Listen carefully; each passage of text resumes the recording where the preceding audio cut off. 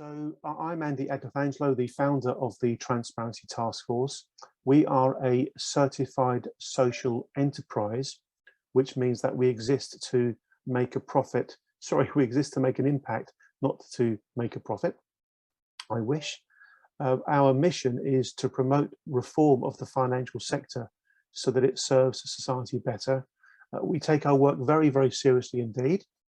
I must explain that when I first started the Transparency Task Force about 6 years ago, I was very much of the view that the financial regulatory framework was a big part of the solution. However, as time has gone by, I've become increasingly convinced that the regulatory framework, particularly in the UK, is a big part of the problem. And I mention that because today's event is partially about that. It's partially about the ineffective way in which the regulators have stewarded the interest rate hedging product mis-selling scandal. Now, just to set the scene on that, I think it's worth pointing out that from our point of view, this event is particularly important because it's going to touch on the lies and the scandal surrounding the predatory mis-selling of interest rate hedging products by UK banks to totally innocent, I really do want to stress that, to totally innocent businesses, some of which were family businesses, some of which were family businesses that have been passed down from one generation to another and had survived all kinds of shocks and problems over decades, over generations even, but they were taken out by the poisonous, toxic nature of these totally and utterly unsuitable products that were sold to them in a very aggressive way by the banks, as we'll be hearing. I'm going to share my screen and simply share with you one tweet last year that I think really does sum up the nature of the problem we're talking about so well. So let me get to that tweet. Bear with me. It's a remarkably revealing question. It's a question that was put out by James Hurley. Now, many of you will know James Hurley. He's a very well-respected journalist from a significant publication. Here's James Hurley's tweet from last year. James Hurley started to tweet about the SWIFT review pretty much as it was coming out. He was very much on the ball. There's a bit here about what then FSA boss Martin Wheatley said in private about pressure from ministers to go easy on banks by watering down a small business compensation scheme and what he told Parliament a month earlier. That's worth taking a look at. I'll put a link to this in the chat. But the question I really want to get to is this question here. And it's this question that explains why we are calling today's event IRHPgate. Watergate, of course, as everybody knows, is all about lies and scandal and cover-up. And to my mind, it seems very appropriate that we think of the interest rate hedging product mis-selling scandal in a very, very similar way. As you can see, the question that James Hurley posed was not, did the FSA, FCA and Treasury all lie about this interference? They're talking about the interference of the banks in trying to influence the FCA and the Treasury in producing a watered down, limited compensation arrangement. The question isn't did they, the question was why did they? So we can take it as read, ladies and gentlemen, that the FSA, FCA and Treasury lied about the interference that's going on. And that's absolutely central to this issue. It's central to this issue because it really does not look as though the establishment, if I can use that word, has gone about this particular situation with in good faith. It does look as though there's been some skullduggery, some shenanigans, some covering up and some lies going on behind the scenes. This event is about exposing that. And it's also about asking the fundamental question, which is, what do we know now? What is the best possible way to respond now that the SWIFT review has been published?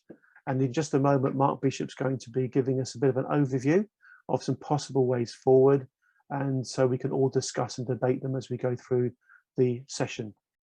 I should also, just before I pass over to Mark, explain that we really do have a remarkably busy program.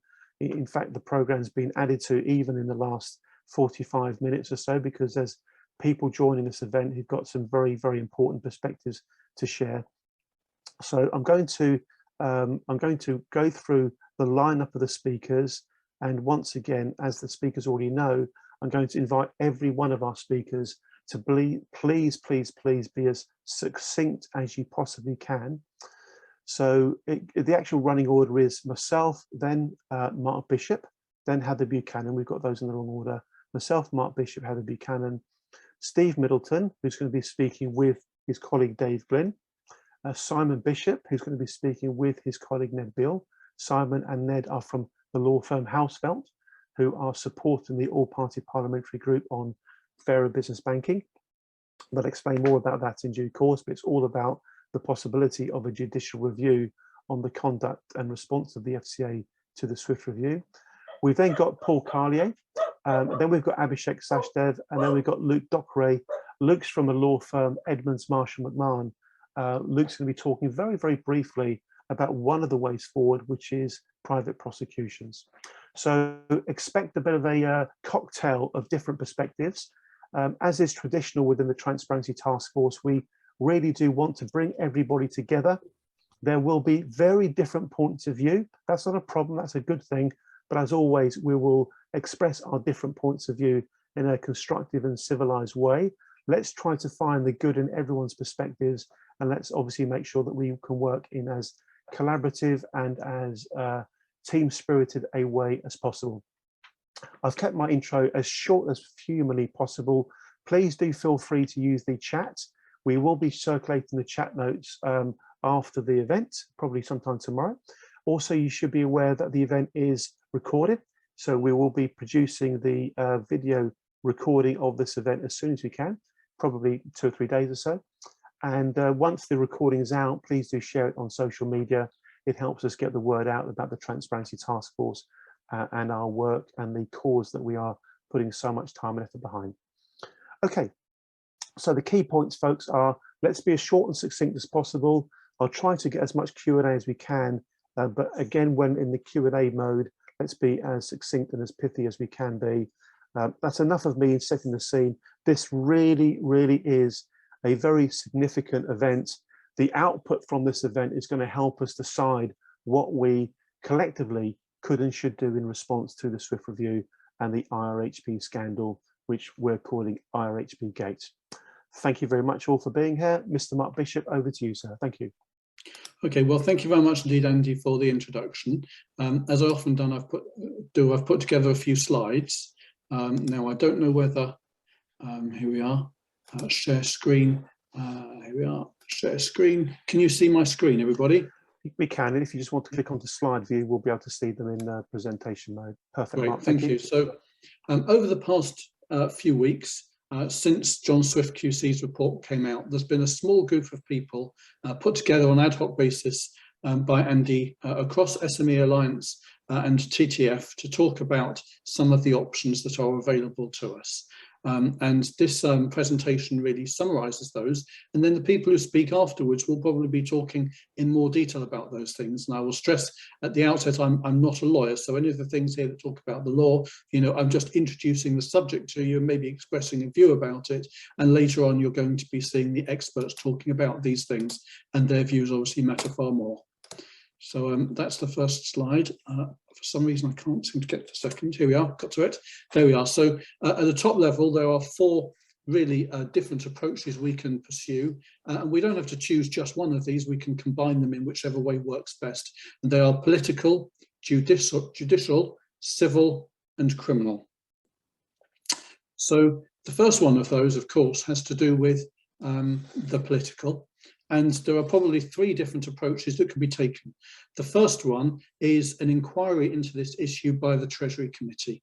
Now, the challenge here, of course, is that we don't control the Treasury Committee. We can write to them, and I hope that people here will write to them, making the case for there being an inquiry, but ultimately they will decide. There are great benefits to this approach. The first one is that I think some of us a number of us may be aware of some whistleblowers that would be more likely to come forward and be prepared to go on the record if they are being interviewed under parliamentary privilege and with all of the security that comes with that. Another advantage is that those people from the FCA and the Treasury that may need to be interviewed can be placed under oath. You may wonder why this matters. So one of the things that comes out of the Swift report is that Martin Wheatley would appear to have misled the Treasury Committee when he told it that the FCA was not being placed under pressure by the Treasury to reduce the liabilities of the banks under the redress scheme. And people have said, can he be prosecuted for that? I've had an exchange with the Secretariat of the Treasury Committee, and what they say is this: if a person gives evidence to a parliamentary committee in the normal course of business, the worst that can happen to them is that they are censured. And a censure would be reading out a statement about them during the proceedings saying, we don't think this was good. But if the person gave evidence under oath, they could be prosecuted. In fact, the CPS would probably prosecute them for perjury, just the same as if you lied to a court. So it matters very much that these people are placed under oath, and I have made representations that that should happen. Of course, the problem is, does the committee have the appetite for it? You know, on the committee, you've got two former Treasury ministers at least, and you've also got a former chief executive of the British Bankers Association. So there will be voices on that committee that desperately want to avoid there being an inquiry about this. Next option would be an inquiry by an APPG, the most likely one being the APPG on fair business banking, which has been interested in this issue, and Kevin Hollingray particularly has done an amazing job over a number of years, and I feel sure that he would do a fantastic job of inquiring about this. Third option is a parliamentary debate. That could be specifically about SWIFT, or it could be about the FCA and the Treasury and the relationship between the two, because that seems to be kind of the toxic roots of how this thing's ended up where it is.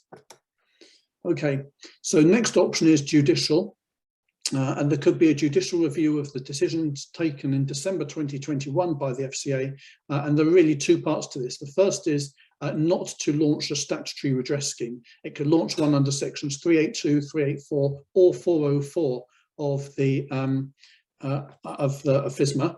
The second, which hasn't actually been mentioned in the APPG's letter, I don't think, is that there's also a decision not to launch an enforcement investigation and go down the route of sanctioning any of the banks or individuals concerned with this behaviour. Of course, there is also, by implication, the decision to uphold the sophisticated customer criteria that were in the original redress scheme, which has been criticised very heavily by SWIFT. The letter, I noticed, had a deadline for response of the 28th of January. I've heard it said that the FCA has asked for an extension, but I don't know to what date, whether it's been granted. The deadline for an application for judicial review would normally be the 13th of March, because it's 3 months from when the decision was made, and we assume the decision was made, or at least made public, on the 14th of December. I don't know whether that's affected by them asking for extra time. There was a question of costs. The cost of putting forward a judicial review is not inconsiderable. I know that House of Arts have been very generous in proposing that they might be prepared to reduce their fees. I don't know whether any barrister or QC involved would do the same. There's also an issue of adverse costs should the process be unsuccessful. In the first judicial review of the LCF victims against the, I think it was the FSCS, or was it the FOS? The FOS. They were able to get the FOS to waive their right to adverse costs, and I think the FCA did the same, but that was not going to happen at appeal, which is why there wasn't an appeal. So I think it's worth looking into what these costs might be, and also to consider a few factors. The first is the probability of success. JRs, I think, are often not successful, but in this particular case, I think there is a view that that might well succeed. What would be the impact on the civil claims and prosecutions, the other options which we're going to discuss, if there was either success or failure? And whether it's possible to fundraise in time.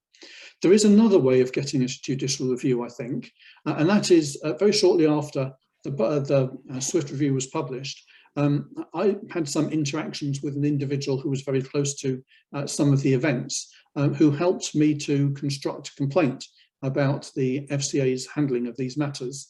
which I submitted. They said that it was not eligible because I was not affected. I'm not an IRHP victim.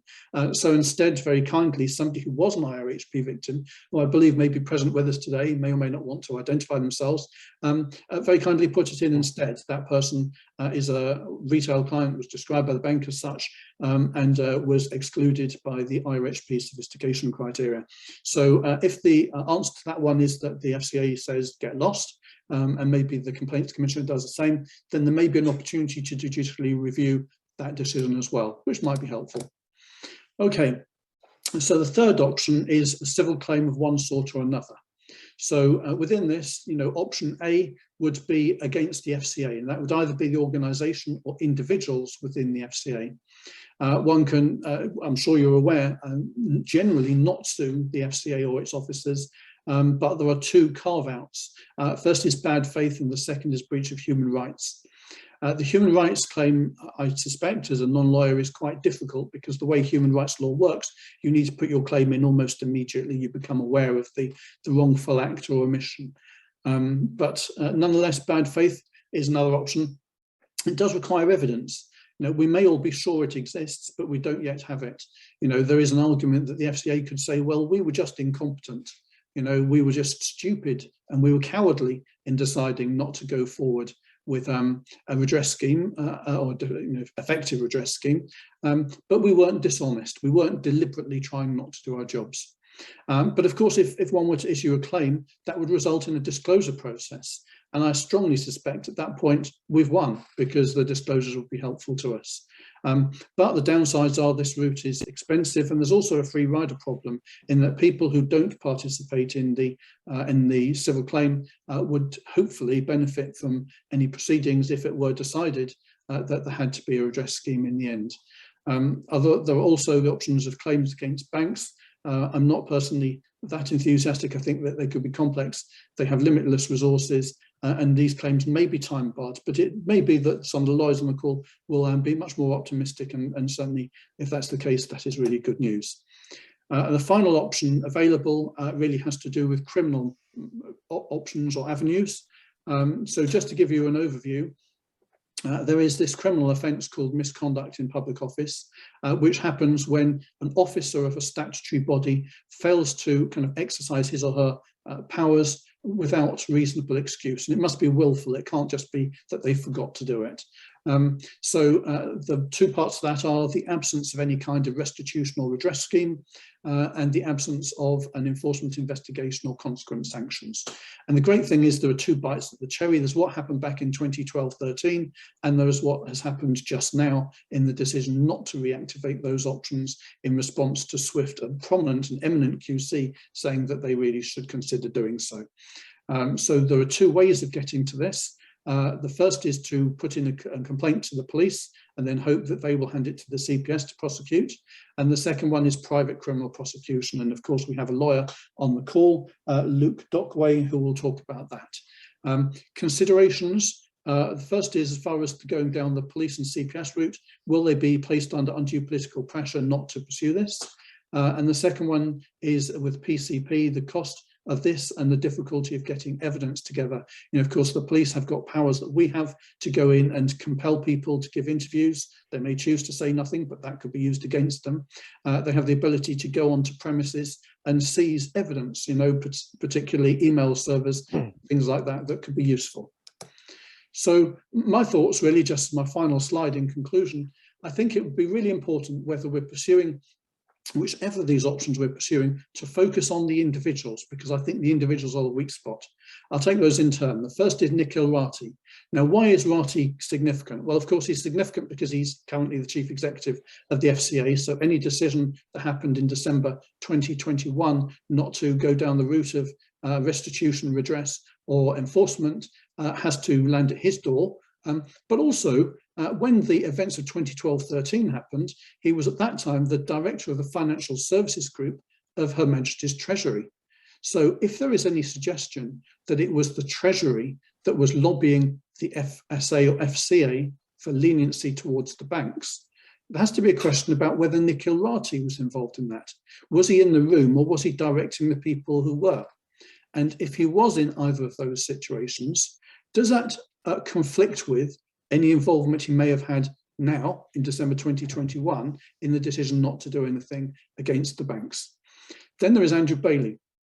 I've had an email exchange with Bailey in which he says to me, basically says, I was in the room when all these discussions happened about, alleviating the liability of the banks back in 2012-13. I was there, but I was there in my financial stability role. I was only trying to look at what the liability might be and how the banks would deal with it, not trying to reduce it. Well, that's as maybe. It's quite possible other people have different recollections, and there may be evidence in emails and so on that might contradict his position. The next one is Charles Randall, the chair of the FCA. Isn't it interesting that he's leaving next month? I wonder why. Is this a coincidence? I really don't know. Clearly, the guy was very much involved in the process of trying to save and then recapitalize the banks. So we have to assume that he was close to some of this. He will have a version of events that is very much worth hearing. Next ones are Norsca Delfas and Simone Ferreira. Back in the day, Norsca Delfas was the head, and Simone Ferreira the kind of deputy head of the complex events team at the regulator, which is referred to extensively in Swift's report. This was basically the cleanup squad. If something happened that went badly wrong, particularly something where the regulator was on the hook in one way or another, it was the complex events team that went round and cleaned up after it. So Delfas and Ferreira are significant. They were the team that created and operated the IRHP redress scheme that we now find to be defective. So their accounts about what pressure they were put under would be very relevant. Now, interestingly, is this a coincidence or is it not? Both of them were shipped off last year out of the FCA on secondment to the Financial Ombudsman Service, where Norsca Delfas is the acting chief executive, Simone Ferreira, the acting chief of staff, basically the right-hand woman of Delfas. Coincidence or not, I wonder. Next one is Martin Wheatley. Wheatley is blamed very early on in the Swift report. Basically, Swift says, I tried very hard to get hold of this guy, email addresses and phone numbers I was given for him. He didn't respond. He absolutely refused to engage. So basically, he is their kind of like, what's the word? He is the man that they are blaming for all of this, or implying he is a non-cooperative individual. But Wheatley actually probably has got a different story to tell. There may be a reason why he kind of left the scene. He may have felt very uncomfortable about the pressure he was put under. He may have been really uncomfortable about what he said to the Treasury Committee. Somebody should get to him and try and find out his version of the story. And finally, there's Hector Sanz, of course, who was the chief executive of the FSA before it became the FCA. There's somebody else who kind of left the stage, turned up at a bank, Barclays, suddenly became ill, got a payoff, became well again. It would be interesting to see his story, his version of events. And at the political level, Sajid Javid, Economic Secretary to Treasury at the time, and John Glenn, the guy who's doing it now. What pressure, if any, have they brought to bear? I would hope that they would be trying to get the FCA to do the right thing. But did they? These people, I suspect, will all implicate each other. If that type of mess occurs, then I think there is possibly merit in somebody grown up, maybe a politician, making them an offer. What really I think victims want is redress, and that's not just for IRHPs. If the Treasury can lobby the regulator to go easy on the industry in respect of this case, what are the chances of it having happened in other ones, both against SMEs and individual victims? So what's needed is a Royal or Truth and Reconciliation Commission to get to what really has happened in all of these matters, offer some leniency to the individuals, provided they basically leave the stage and the victims are compensated. Another option is that the BBRS could be reconfigured. I'm on the SME liaison panel. I'm not going to defend that organisation. It is almost entirely ineffective as things stand, not because the individuals aren't following the process, but because the process and the criteria are fundamentally flawed. But there's no reason why those criteria couldn't be changed via a consensual process.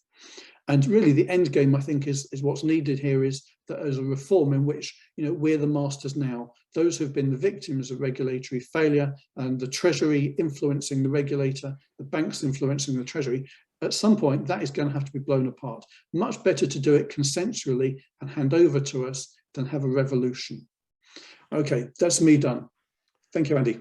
Mark, thank you very much indeed. As always, you've given us an excellent, clear and compelling narrative that we can all, excuse me, that we can all grasp hold of. It sets the scene so well for the event.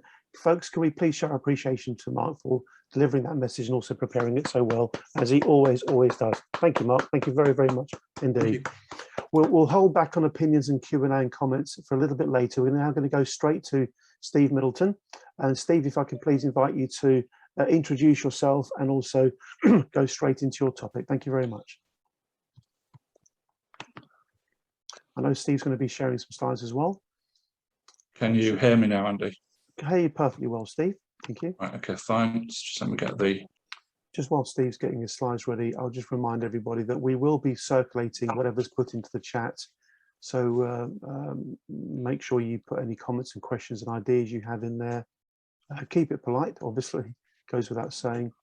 And we'll be circulating it probably sometime tomorrow morning. In terms of the video from today's session, that will probably be produced by about Monday. Okay, fine. Swap credit lines. The truth about margin credit. What the bank took, you never work out if you bought a swap, and what the FSA and the FCA have worked tirelessly to cover up in the last 10 years or more. Right, again, I'm trying to move the screen and it's not, the slide's not moving on, Andy. Okay, so click your cursor onto the actual slide on your PowerPoint. That's it, it's working now, so you want to jump back. Okay, right. All good, Steve, okay, all good. We use the words obscure the truth. When I talk about swap credit lines, I'm talking about a customer's credit risk when they buy a swap that is not disclosed to them. The bank, on the other hand, and the FCA talk about many different variations of credit. They talk about internal risk measures, contingent liabilities, contingencies, mark-to-market calculations, CLU, credit line utilisation, CEE. All these terminologies have been used both in the review processes and also in court cases to decide that the credit facilities for swaps do not need to be disclosed to customers. That isn't the case, though. Anybody entering into a swap arrangement is entering into an ISDA agreement, an international swaps and derivatives agreement, where they should be completing a master agreement. And as part of that master agreement, they should actually be going through something called a credit support annex. Now, that is where you will agree an initial margin amount, so monies that may be required up front from one party or another for potential losses or real losses, variation margin, so future margin that you might need to put up and when you need to put that up. Everyone's heard about margin calls. Collateral, are you putting cash up to cover potential losses? Are you putting collateral up? What type of collateral can you use? And how will that be secured? And what can the other party do with that collateral once that's agreed? Now, if you've taken a swap out, you should have had a derivative expert or a lawyer negotiating all of those terms in great detail for you. However, in all the swap cases I've seen, and I've looked at one way or another hundreds, I've seen very few master agreements. I've never to date seen one credit support annex or anybody's been ever asked to discuss or go through that product. How does that compare with the rules? When you talk about swaps and credit, what's basically happening is you're being provided with margin credit, a facility to cover your potential of known losses on an investment. So you're actually buying an investment, and it's an investment you could lose a substantial amount of money on. So prior to November 2007, the old rules, very, very simple, called a firm must not lend money or grant credit to a private customer or arrange for anyone else to do so in the course of its designated investment business, unless they've checked the financial standard is suitable. But look at 3, the private customer has given his prior written consent to both the maximum amount of the loan or credit. So if you were entering into a swap and there was going to be a credit facility to cover losses, you should have known the maximum amount you could lose under that arrangement, and you had to sign up to that in writing before undertaking it. Post-MiFID, post-November 2007, effectively the same issue arises. You've got to tell a client about particular risks, and those risks include contingent or additional obligations, contingent liabilities, margin requirements, and similar obligations. So under the rules, you have to disclose when you are lending money for people to take an investment out, and that's exactly what happens on swaps. In the court cases, however, Titan Steel Wheels, Crestsign, Thornbridge, Finecare, Morley, etc., all those cases led to the fact that apparently this didn't need to be disclosed. But what the barristers often don't point out, what's happening in the court recently, is that those cases where either professional clients or limited companies not allowed to rely on the rules, didn't have a right of action under the rules. There's only been one case where COBS did apply in the recent times, which is Palmer v. Barclays. Unfortunately, it was a very bad case to run because ultimately, Mr. Palmer knew about margin credit, he knew about credit lines, he bought an interest rate fix at a time when rates were 0%, and he already got involved with complex investments with Barclays Capital. So even if the rules applied, they would not really have applied to him. So just the one recent COBS case, or the one case where the rules applied, and unfortunately it's worked out very badly for consumers. Again, just back to those phrases. All those phrases that you see on the left-hand side there that you may have been told you don't need to know about, or it wasn't your business, it was the bank's risk, that is not true. They lead to a hardcore credit obligation on your files. Now, we've got this admission just in recent weeks in a court case, Perks v. NatWest Bank. Now, we have the availability of COBS for parties in that case, and the bank produced a witness called Neil Graham. This is all obviously public domain, so I'm only telling you what's been in the public domain and what already is on a transcript. Mr. Graham is a chartered accountant. He's a very senior GRG director, so senior banker, chartered accountant, and he was asked these questions about this credit facility. Was it real or not? So the barrister gave him an explanation of what they talk about, this CLU, credit line utilisation. This is what the courts have decided you don't need to disclose. But what he said was that CLU leads on to a further obligation for the client, doesn't it? Yeah, so he's asked about that explanation of a CLU. He agrees to what it is. And then the barrister said, and then the CLU informs, does it not, of the contingent obligation? Now, that is the client's credit risk, not the bank's. And he then goes on to, and that contingent obligation on the credit line can vary depending on what happens to the mark-to-market. Mr. Graham confirmed yes. And then he asked them if that credit line that went onto the bank's credit system was the contingent obligation or the client's obligation. And again, he answered yes. He then went on to ask him, well, would that affect your lending? And he said, yes, it would. If you're looking at the connection, you would certainly look at the overall risk of the connection, and that's part of the exposure. So effectively, if you have a swap with a credit line in the background, which they all do have, yeah, because they are loss-making at the start, that is reducing your credit availability with the bank, it's affecting your credit risk and your standing, and it can go on to do more damage than that. So again, he asked them, it's taken into account, he agrees it does, and he says, could it affect the bank's decision to lend? And he says, it could, if you're right in the margin in terms of, and he said, but could it, for example, push a connection over a loan-to-value ratio? Couldn't it? Mr. Graham admitted, subject to the movements in the market, yes. And he then said that pushing it over a loan-to-value ratio could eventually result in the connection being moved to GRG. Mr. Graham, at that point, answered an entirely different question, got a little bit confused, clearly aware he was giving the game up here, that despite everything that's been said in previous court cases, this credit obligation is very real. I'm not going to read it all here, but this is an explanation given by Paul Sinclair QC, which explains that you are buying a negative investment on day one. In this case alone, there was a £32,000 commission not declared, and there was a £114,000 credit facility in the background not declared. So Mr. Sinclair made it very clear you're buying a loss-making investment at the outset, therefore that credit obligation is real. Mr. Graham, when he was further asked by the barrister, is it just contingent? And he said, only if they don't take out hedging instruments. So effectively what he's saying is, your credit facility with these swap is a hardcore debt. It's as simple as that. If you buy a swap with a credit line, and they all have them, but they're not disclosed to you on 90% of occasions, you've got a hardcore additional lending facility. That's an obligation of yours, it's secured against your assets, and you haven't been told about it.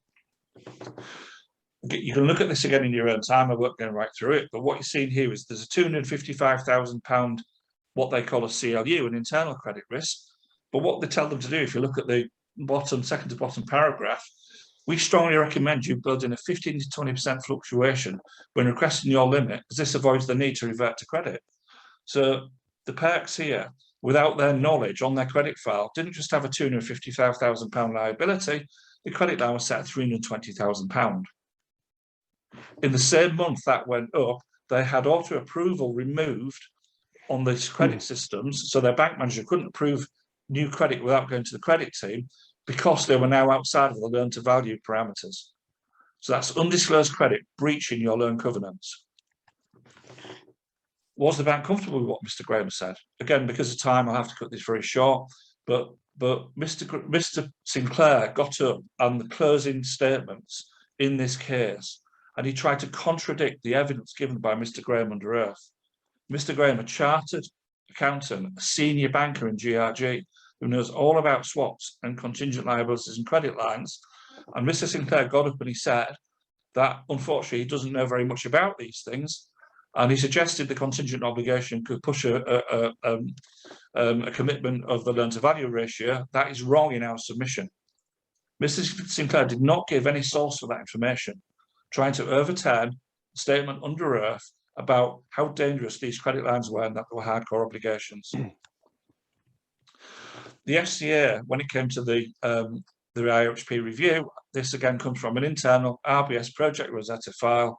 This is KPMG confirming they'd agreed with the FCA that setting of contingent liability is an internal credit risk and they're not going to deal with it in the review.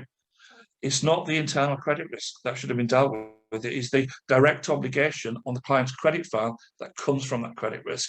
That is what's been covered up. And just a very brief last slide, have a look at it in your own time. Many of you have had swaps that have been told the bank manager wasn't incentivized, there was no bonus, there was no commission to them. It's been said in many court cases. Here's an email on the Perks case. Angela, who's Angela from Treasury, has confirmed the deal has been done. Her income was 32 grand. There's that 16k for us. Hooray, about the only good news I've had today. So for encouraging the Perks to buy this loss-making product, at the very start of it, the bank manager made £16,000 towards their annual target. And sorry, I've gone slightly over, Andy. I'll leave it at that, but certainly the rest of the information is there on the slides. Thank you, Steve. Allow me, if I may, to put a question to you, Steve, before we go to Dave. So in just like 2 or 3 sentences, could you kind of summarize for us in plain English the significance of all this now? Why is the fact that this is coming up now significant and relevant to people who want to get compensation and redress and justice as a result of having been a victim of mis-selling? Because it's fraud, Andy. I started trying to get this disclosed and exposed back in 2013, and at the time, nobody would even talk about credit lines. They've had to talk about it eventually because it started coming out. But there's still this fallacy that it's the bank's measure of risk. They won't allow people to realise it's their measure of risk. And this credit line not being disclosed put many people into special measures, GRG, insolvency. People actually losing their companies and losing their homes and lifestyles because of an undisclosed credit risk sold on this product. Thank you very much indeed. That was remarkably clear. Folks, let's put our hands together to show our appreciation to Steve for preparing and presenting his slides. So the slides will be circulated. They're quite technical, but I think the simple summary that Steve provided at the end of that was very, very helpful indeed. It really was. Let's now go straight to our next speaker, Dave Gylnn. Dave is going to look at some of these issues in a little bit more detail around some of the accounting. So Dave, over to you, please. Thank you very much. Obligation is derived from the mark-to-market value of the swap. So in order to understand whether that contingent obligation is contingent or a hardcore, we have to understand the income recognition treatment that RBS employ when accounting for the mark-to-market value of the swap as current income. There is nothing contingent about the entries RBS was required to pass when taking that mark-to-market value into income, into profit. It is a straightforward credit to the P&L account, and that necessarily requires a contra-entry to a balance sheet account reflecting the amount due from the swap counterparty, therefore to a debtor account in the name of that counterparty. As such, that counterparty is faced with a hardcore liability. In these instances, RBS specific counterparty was the very borrower who gave all monies guarantees in respect to an associated loan, plus, of course, all and any monies due at any time owing to the bank. To the extent that the all monies extended to cover the swap, Mr. Sinclair's position is countermanded by basic bookkeeping. For a minute, and look at some of the basic features and principles that come into play in swaps of this nature. The most important is, of course, the fixed rate, which must equal the benchmark rate of the loan on the strike date. 4 is against increases in this benchmark rate that we are seeking protection. It follows again that things such as the 5-year swap rate have no relevance in these circumstances, because we are not seeking protection against increases in the 5-year swap rate.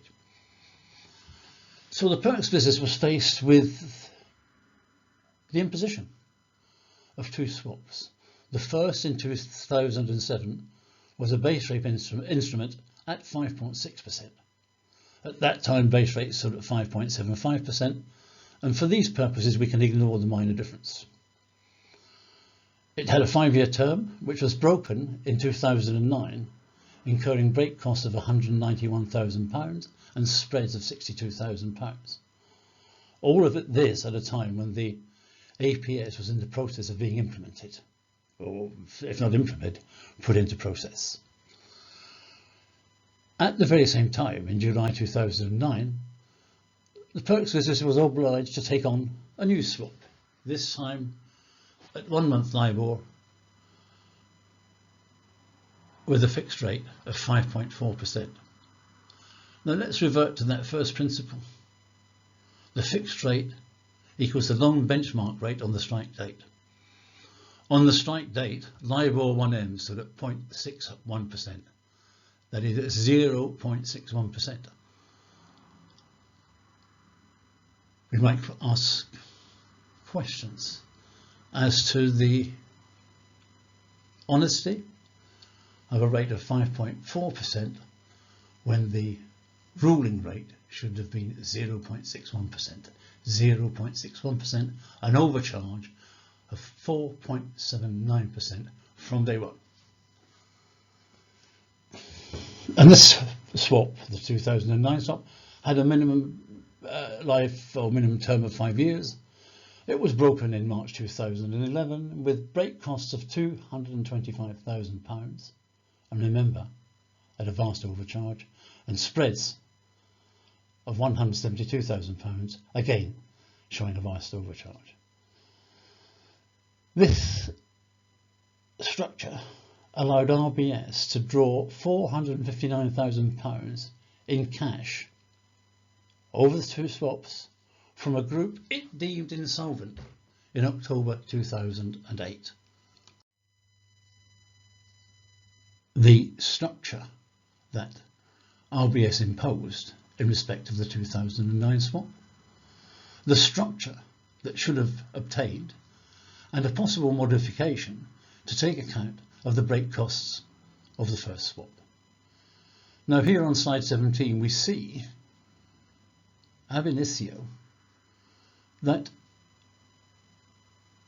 RBS sought to exert swaps in the amount of £453,000 over the term of the swap. This enabled it, if we look at column 6, to take immediately £447,000 into income. And this was income for which RBS was more than desperate. We see in the accompanying slide, the summary entries, indeed, that amount, that £447,000 was credited to income and debited to swap debtors, i.e. debited to the Perks business. As the spreads were paid over the years, it would take in £454,000 and allowing it to book a minor difference to income of £6,000. There is nothing contingent about those entries. There is nothing contingent about the income, and there can be nothing contingent about the obligation of Perks business to pay £447,000 of net present value, or £453,000 of spreads over the term of the swap. Now let's look at slide 18. And this is what it should have looked like on day one. No spreads, no mark-to-market value, because the fixed rate of the swap should have been 0.61%. And there's no basis for really projecting that it should increase over time, over the term of the swap. Now, it might be reasonable to argue that RBS was entitled to recover the break costs of swap 1, and therefore that it could amend the swap to take account of this. This is unusual, but had it been done, as swap 19 will, slide 19 will show, a fixed rate of 2.95% would have enabled RBS to recover the break costs over the term of the swap. There's a big difference between 2.95% and 5.4%. And indeed, this and all of these numbers look at a 5-year term. But the loan in question was a 15-year loan, and indeed the swaps were structured as though they had a 15-year term. And if we were to look at what the spreads were over that time, and what the net present value of those spreads were, we would be looking at values far in excess of £1 million. And what does RBS do, if we look at slide 21, with these mark-to-market values that it adds to the value of the associated loan? It uses it to hold that the borrower is in breach of its loan-to-value covenants, at the same time arguing that the swap is a facility wholly independent of the loan. But let's take their point for granted. We have a loan of 2.194 million. We have a swap, as we saw, I think in swap 18, slide 18, of £447,000. So total facilities of £2.6 million. Now, if we look at the loan to value as being applicable solely to the borrowings, we have an LTV rate of 73.13%. Perfectly reasonable. But adding back almost a fifth of the value of the swap, of the loan by way of the swap, we end up with a loan to value of 88.05%, and nobody can be comfortable, borrower or lender, at those levels. And therefore it is evident that we have a swap that was structured ab initio to ensure that the borrower was in breach of the LTV from day one. Well, all of this to ensure that 3 months after the implementation of the 2009 swap, the company could be transferred to GRG. Now this is outrageous, which it means that the credit decisions taken 3 months previous had no standing. They were ridiculous, because suddenly in a 3-month period, a company does not go from being acceptable from a credit basis to being wholly unacceptable. But then we have to look at the reason why. And all of this was timed to coincide with RBS entry into the APS, which was a means of injecting, as I think previously stated, some 282 billion of capital capacity into RBS. And now we understand why all these things happened and why so many people were required to suffer in order to protect, indeed, in order to revive the dead business that was RBS. Thank you. We'll come back to Dave in a moment, but what we're going to do first of all is we're going to go to the guys at Hausfeld. So we have Ned Beale and Simon Bishop with us. Simon's going to be going first. We'll go from Simon to Ned. So thank you very much indeed. Mr. Simon Bishop, over to you. Thank you. Thanks very much for the introduction, Andy. I'm actually going to let Ned go first, just to give a bit of an introduction as to the project that we're working on at the moment, and then after Ned's done that, I'll say a bit more about the specifics. So Ned, over to you. Thank you. Thanks, Andy. Hi, everybody. It's good to be here. I see quite a few familiar faces and names. So we're both partners at Housefeld. We acted for the all-party parliamentary group on fair business banking in the Supreme Court, in the Marex reflective loss case and the Times Travel economic duress case, and acted for claimants in a number of the significant interest rate swap and FX cases. So we're here today to talk about judicial review as part of the options which Mark very helpfully summarised at the outset. I'm going to give a quick overview. I'm going to go to Simon to go into legal issues in a little bit more detail. We're going to try to stick strictly to 5 minutes each, so I'm going to rattle through this. We read Mr. Swift's report on the 14th December with considerable interest, as I'm sure everybody did here, as we did the FCA's response that same day.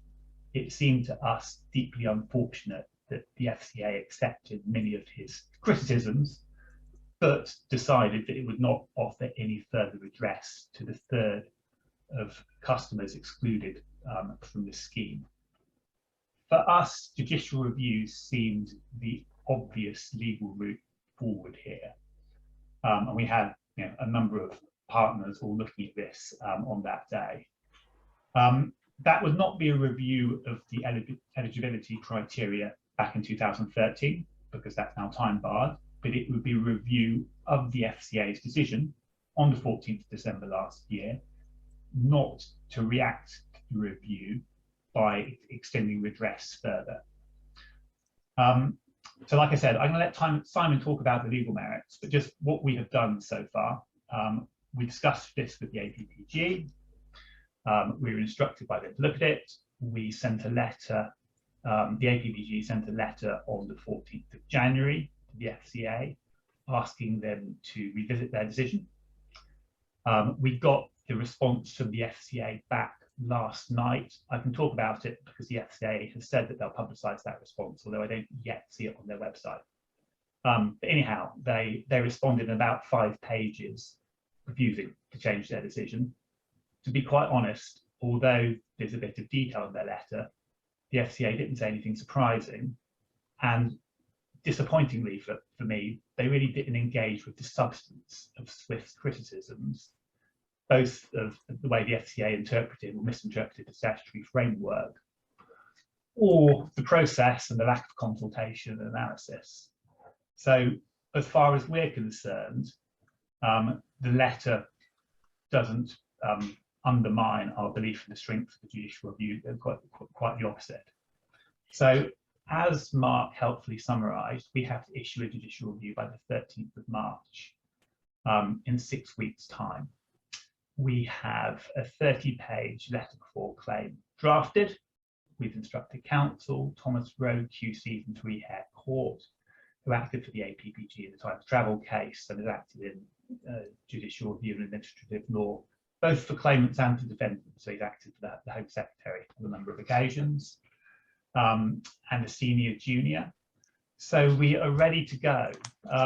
We have been very helpfully speaking with Andy and a number of people about a JR, and discussions just like this are really helpful for us to get input on the merits, to understand how this fits into the wider strategy, and for publicity purposes.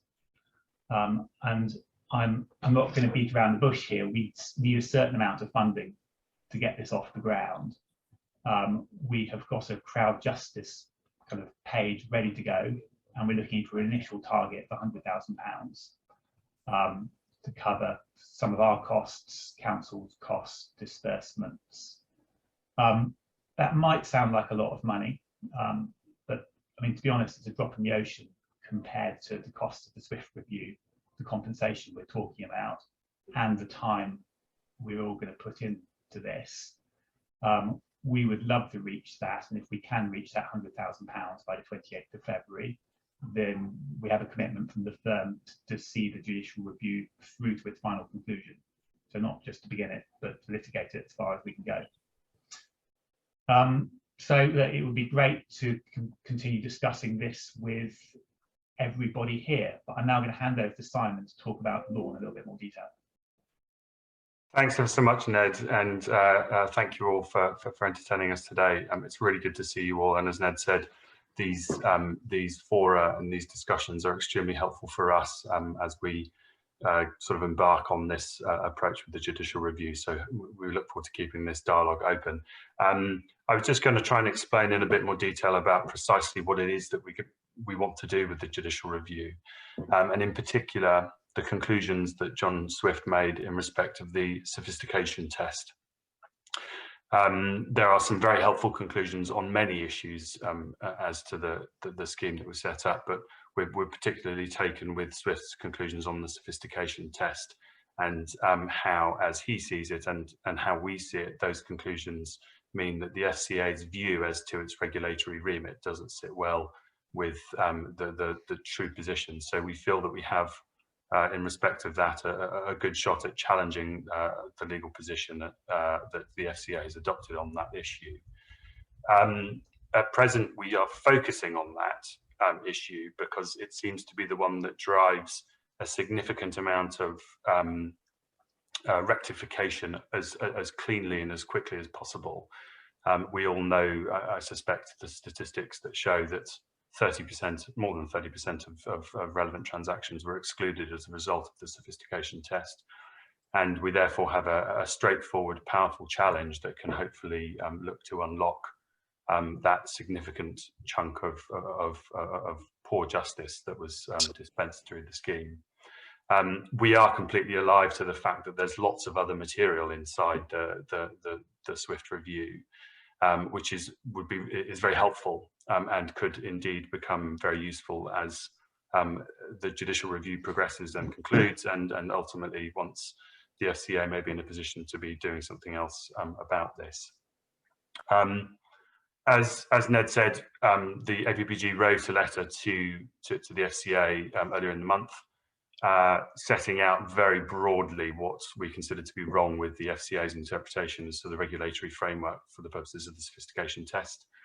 And we received the response to that last night. I did have a quick search before coming on the call, and they have actually, it's not on their website, but there is now a live link to their response. So we'll be able to circulate that in the chat box. But as Ned said, the short point of it is that they have not really said anything more than they had said in relation to their decision on the 14th of December. Interestingly, they have said at the time that they received the Swift report, they did give some consideration as to whether or not they should be using their powers, notwithstanding that the review was set up expressly not for that purpose. So that's a kind of helpful development at that point, but generally we're in a fairly similar position now to that which we were prior to receiving the letter from the FCA.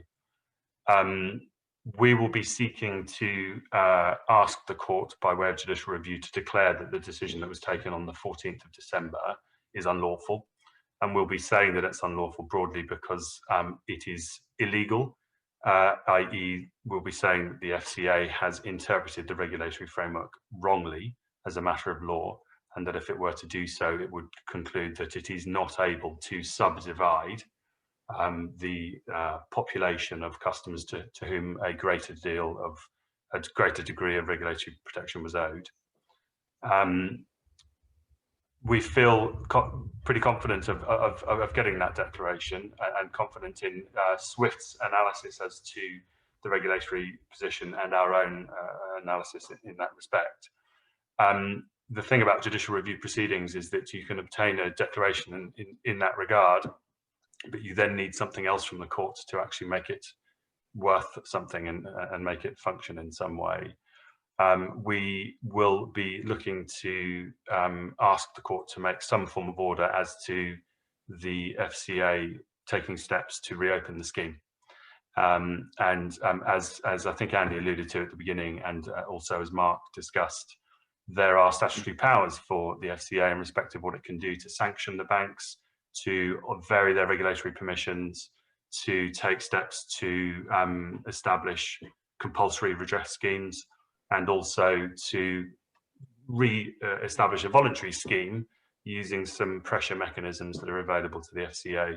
So we will be looking to formulate a proper construct of redress along those lines, so that ultimately the ultimate goal of the judicial review being that there is then a legal basis for the FCA to go away and look at what it has done and the customers who've been excluded as a result of the sophistication test.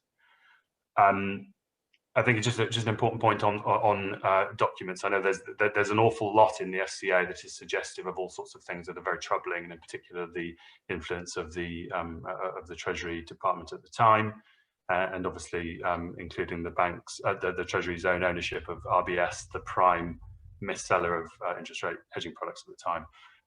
An important point about judicial review proceedings is that defendants, so the FCA, will be subject to what's referred to as a duty of candour.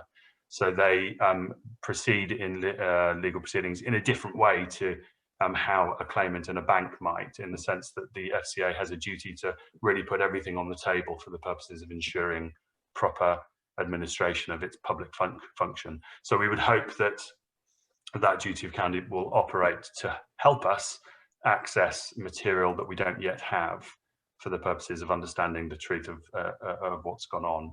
That duty starts now, so we will, once the pre-action protocol letter is finalised, we will be referring them to that duty, and we will be making requests for documents relevant to the decision that we're challenging.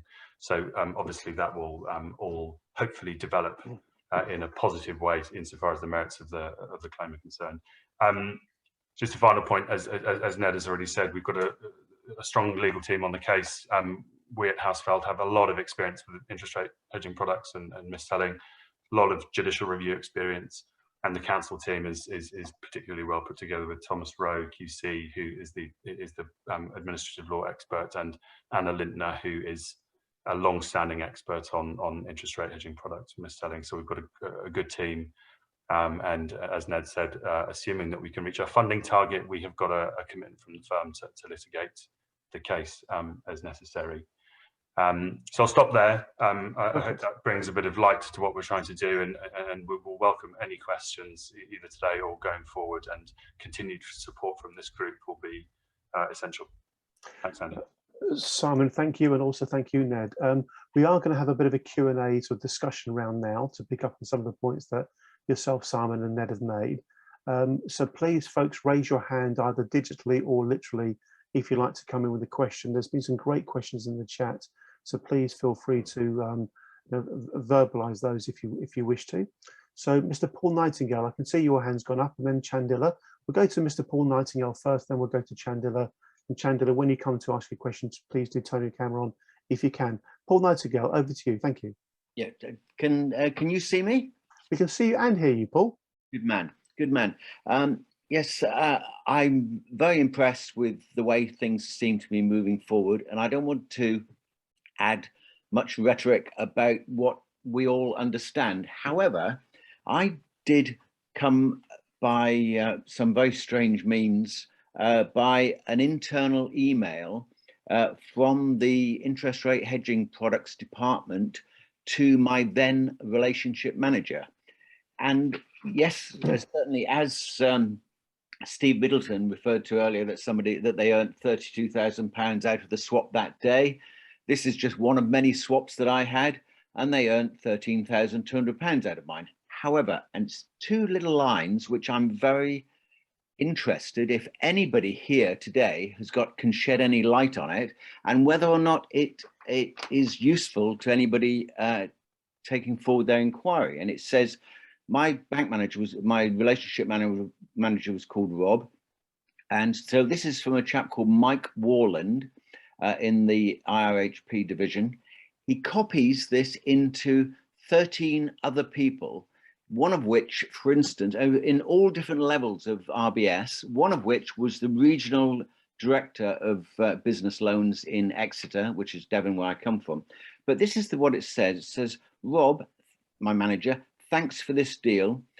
And this is the really that I don't understand. One more deal and you will be in the exclusive 600+ club. Good teamwork and client interaction with yourself and Paul, that's not me, that's Paul Davies, led to getting this deal done. Client took a 10-year swap at 4.88, income £13,200. Cheers, Mike. I just think that demonstrates how the old boys system was working within RBS and how they're patting each other on the back that they've taken my trousers down for yet another IRHP deal. And I don't know if anybody's got any input that they can, or if that is indeed of any usefulness to you guys who are pursuing it. Thank you very much indeed, Paul, for your point. Paul, I have a suggestion. If you're happy to send me that in an email, I'll forward it on to Ned and Simon. I imagine Ned and Simon will be happy to hoover up any kind of insights, just in case there's a nugget of valuable. Well, there might be. And may I just add one more thing, and that's that in the recent sham of a investigation, independent third-party review, the most recent one by Sir William Blackburn, I did forward this email to him. And I said how desperately useful it would be if we could have the email trail up to and leading up and after this in amongst all the people and their responses. Well, he gave me, and I asked for all sorts of information, and they did indeed, after some time, agree to send me all the information. They sent me, I think, 480 pages of response. And just to give you an idea, I'm going to hold this up if you can see it. Yeah. Can you see that page there? Redacted, yeah, all the way through. Well, I mean, and of course they hide behind the Data Protection Act. Well, you know, and Sir William Blackburn said that fell outside of his remit. Well, we understand, Paul. Thank you very much. Please do forward it on. We'll circulate it appropriately. And thank you very much for your contribution to the conversation so far, Paul. That's been great. And if anybody, can I also just say, if anybody wants to contact me about this at all, in any way at all, I'm sure they can get my details through yourself. Yeah, or feel free to pop your email address if you wish to into the chat, because that will be circulated as well. Fine, I will. Thank you. Thank you very much, sir. Excellent input. Thanks. This whole situation, ladies and gents, is all going to be made victorious if we do succeed because of teamwork. So everything we can possibly do to share intel and insights and knowledge and experience will be valuable. Paul, that's a very good contribution to that way of thinking. Mr. Chandila, go for it. Thanks, Andy. Just a quick question to Simon and Ned in the context of the judicial review. I put it in the chat. I know you mentioned a duty of candor. A phrase that has been bandied around for a while is a duty of care by the regulator vis-a-vis people who have actually purchased these products via the banks. Will that be taken into consideration in relation to your judicial review? I say this because you also mentioned that the FCA has the power to set up redress schemes. And I do know that a number of people who are, for want of a better word, a victim of an IRHP swap, I've also applied to what you've probably heard a hell of a lot about, the BBRS, because they were business customers and sold this particular product. How does that whole thing interplay? Because historically, going after the regulator has always had some retrospective challenges.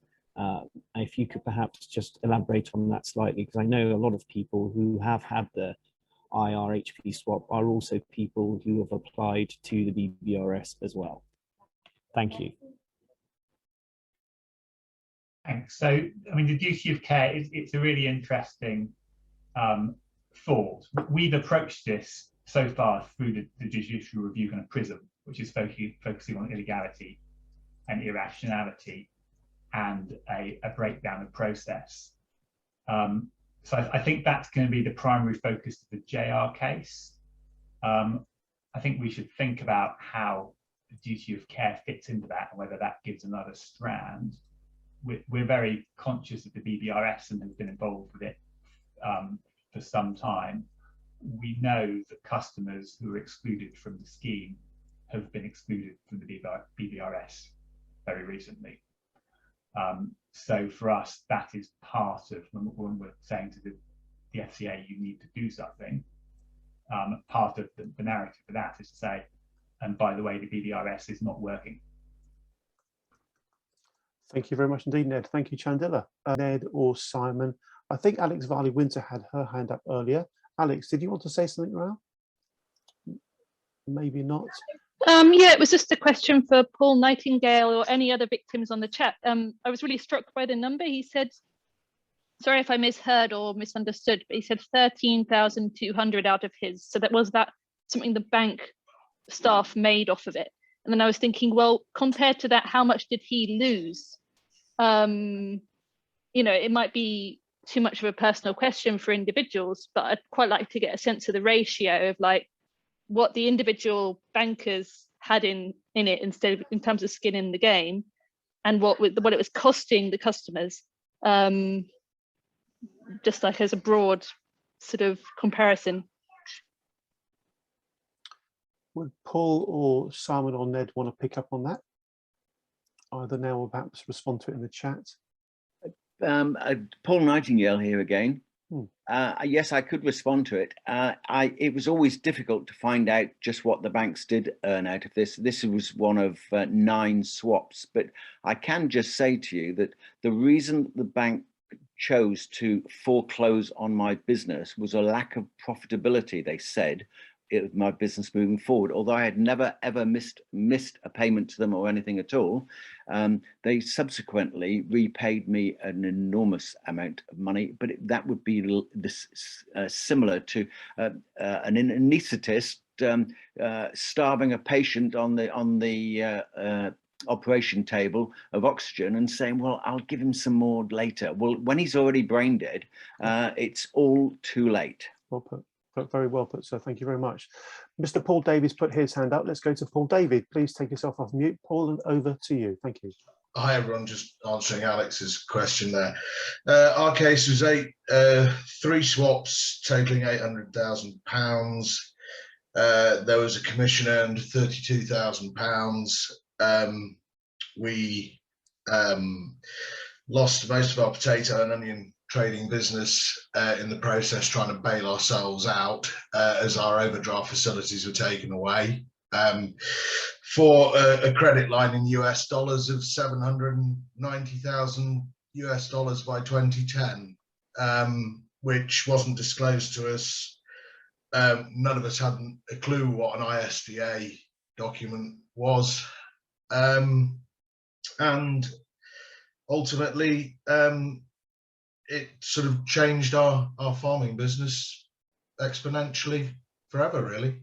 We think that there's somewhere in the region, just from our accountants' figures, if we'd been carrying on in trading to 2014, including the sales of land and property to prop our business up, we think there's a loss of around £2 million in total, but we're not a big business. Thank you very much indeed, Mr. Davies, for sharing that with us. It really is heartbreaking to hear things like this. It really, really is. And it's a timely reminder of the human cost and suffering that's happened as a consequence of this kind of malpractice. You know, isn't it a bit weird, ladies and gentlemen? We're not actually discussing whether the banks did anything right, did anything wrong. You know, it is a given. It is proven beyond any doubt that the banks were very, very bad. Yeah. But still, years and years later, the system is somehow conspiring to prevent innocent people getting the justice they so obviously deserve. Mr. Peter O'Donnell, you're next, and then we'll go back to Dave Gylnn to see if we can have Dave's session. Peter O'Donnell, please introduce yourself and go for it. Thank you. I'm Peter O'Donnell. I'm an ex-victim of banking fraud and now a director and owner of a law firm taking action against firms and helping victims of these things. We do a lot of work helping clients get recovery of hidden commissions. Hidden commissions are extremely easy to claim back through legal action against the institutions who charge them without letting clients know. There's good legal precedence. And it's not a bad way to go. We mainly do it on unsecured loans, but it's applicable across a broad range of things, and it's something you can either add to your litigation, or it's something that can be done by solicitors, or and we're a law firm of solicitors, but I'm not touting for business here. It just, you should be aware that if a commission is undisclosed to you as the borrower, you have plenty of legal recourse, tons of common law to sue the bank, take action against the bank to recover that money plus interest. Peter, thank you very much indeed. Okay, ladies and gentlemen, could I please invite you to show your appreciation to Ned and Simon for their contribution today, and wish them luck in the ongoing work that's inevitably going to be required moving forward. Thank you very much indeed, Ned. Thank you very much indeed, Simon. Super stuff. Mr. Dave Gylnn, let's give you another go to present your slot, if possible, please. Dave, can you take yourself off mute if you haven't already done so, and let's see if we can hear you now. Dave? No, looks like we're still with the same problem we had before. In which case, we're going to go to Paul Carlier. Paul is known and rated highly by many people within the Transparency Task Force community. Paul always brings something very relevant and very fresh and very insightful to these sessions. Paul, over to you, please, as succinctly as you can.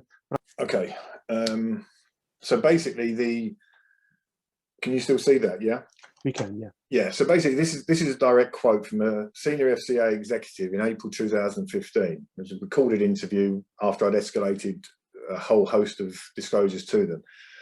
Now, we were talking about FX, but this is really important in terms of understanding how the FCA approaches these things. So as you can see here, this is application resources and priorities. So he says, from our point of view, what we do look for first, we look for the widest customer detriment starting off. So PPI affects millions and millions of people, enormous amount of resources go into it, good outcome for consumers. By the time you get to FX predominantly is a load of wholesale, i.e. business customers. They are way down the pecking order. Now, that is reflected by what the FCA did in terms of the FX investigation, but it also, bear in mind, this is 2015. This is a demonstration of how little regard the FCA has for business customers. All right, and that's reflected by the IRHP review. So now I'll post some links to blog pieces that I've done regarding the Swift review and what I told him. But basically, I met with John Swift's team February 2020, and there were 4 key things that I covered. The new sophistication criteria that was introduced in January 2013 that was forced in by Sajid Javid on behalf of the Treasury, and with clear intent to abide by the demands of the banks to limit their liability. I won't go into detail now. I've covered that in blogs and previously, and I'll post those links. The second was the Lloyds Bank pricing policy. The third one was the Project Gresham document, specific to the Lloyds IRHP review. And the fourth was significant concerns as to the way in which the Mars versus HBOS IRHP litigation judgment had been obtained.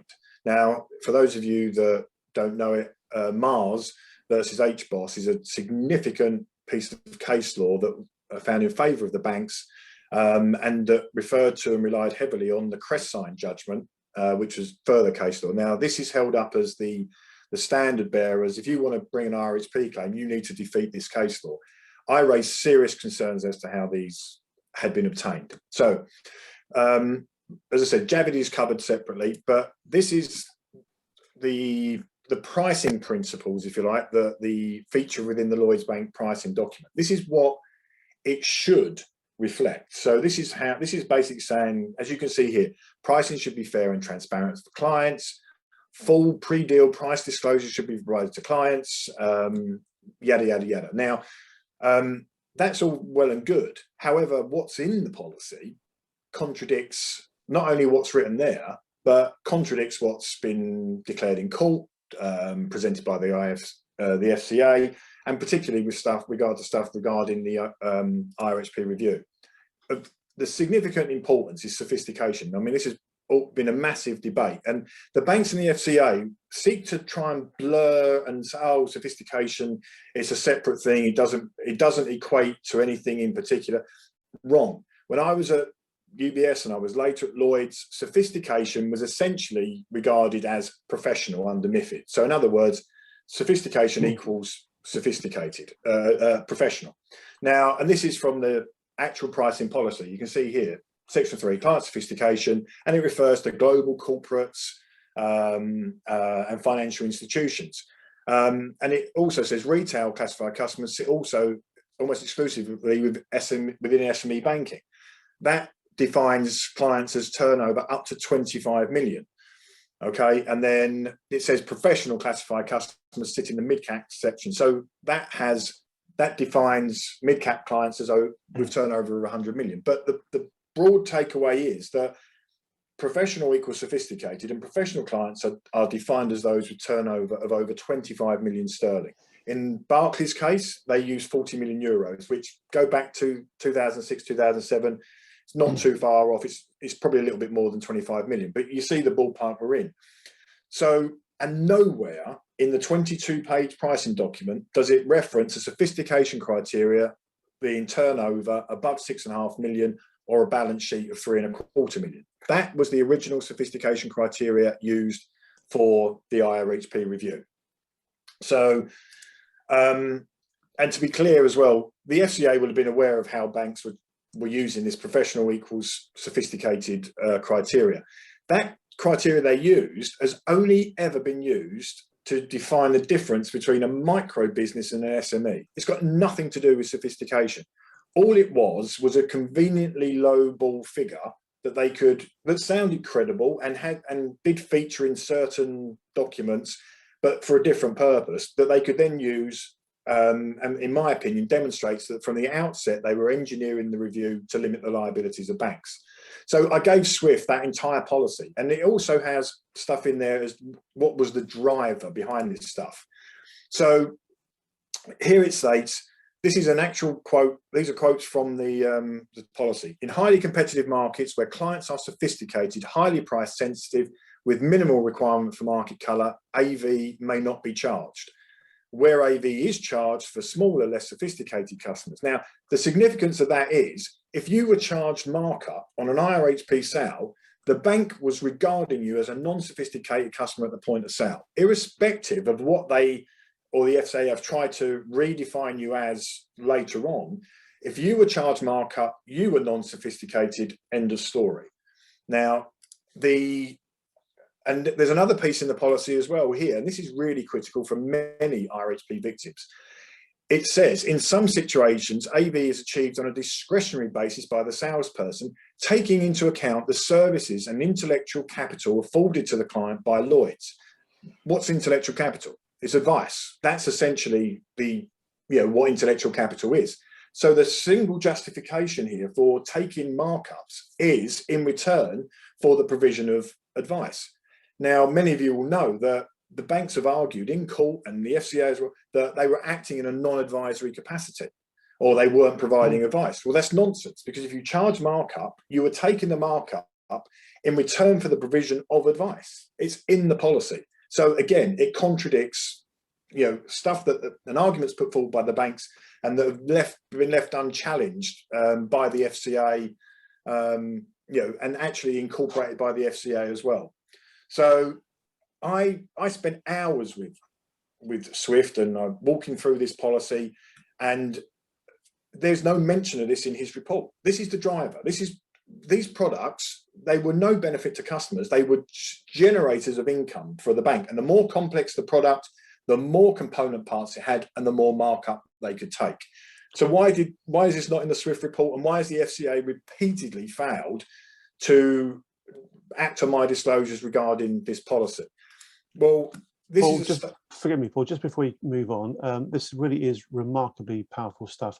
If I can invite you to wrap up within the next minute or so, please, that would be great. And of course, we can circulate your slides after as well. Yep, sure. Thanks, Paul. Thank you. So this is from the witness statement of Matthew Lawrence. He was a LBG senior person in SME markets at LBG.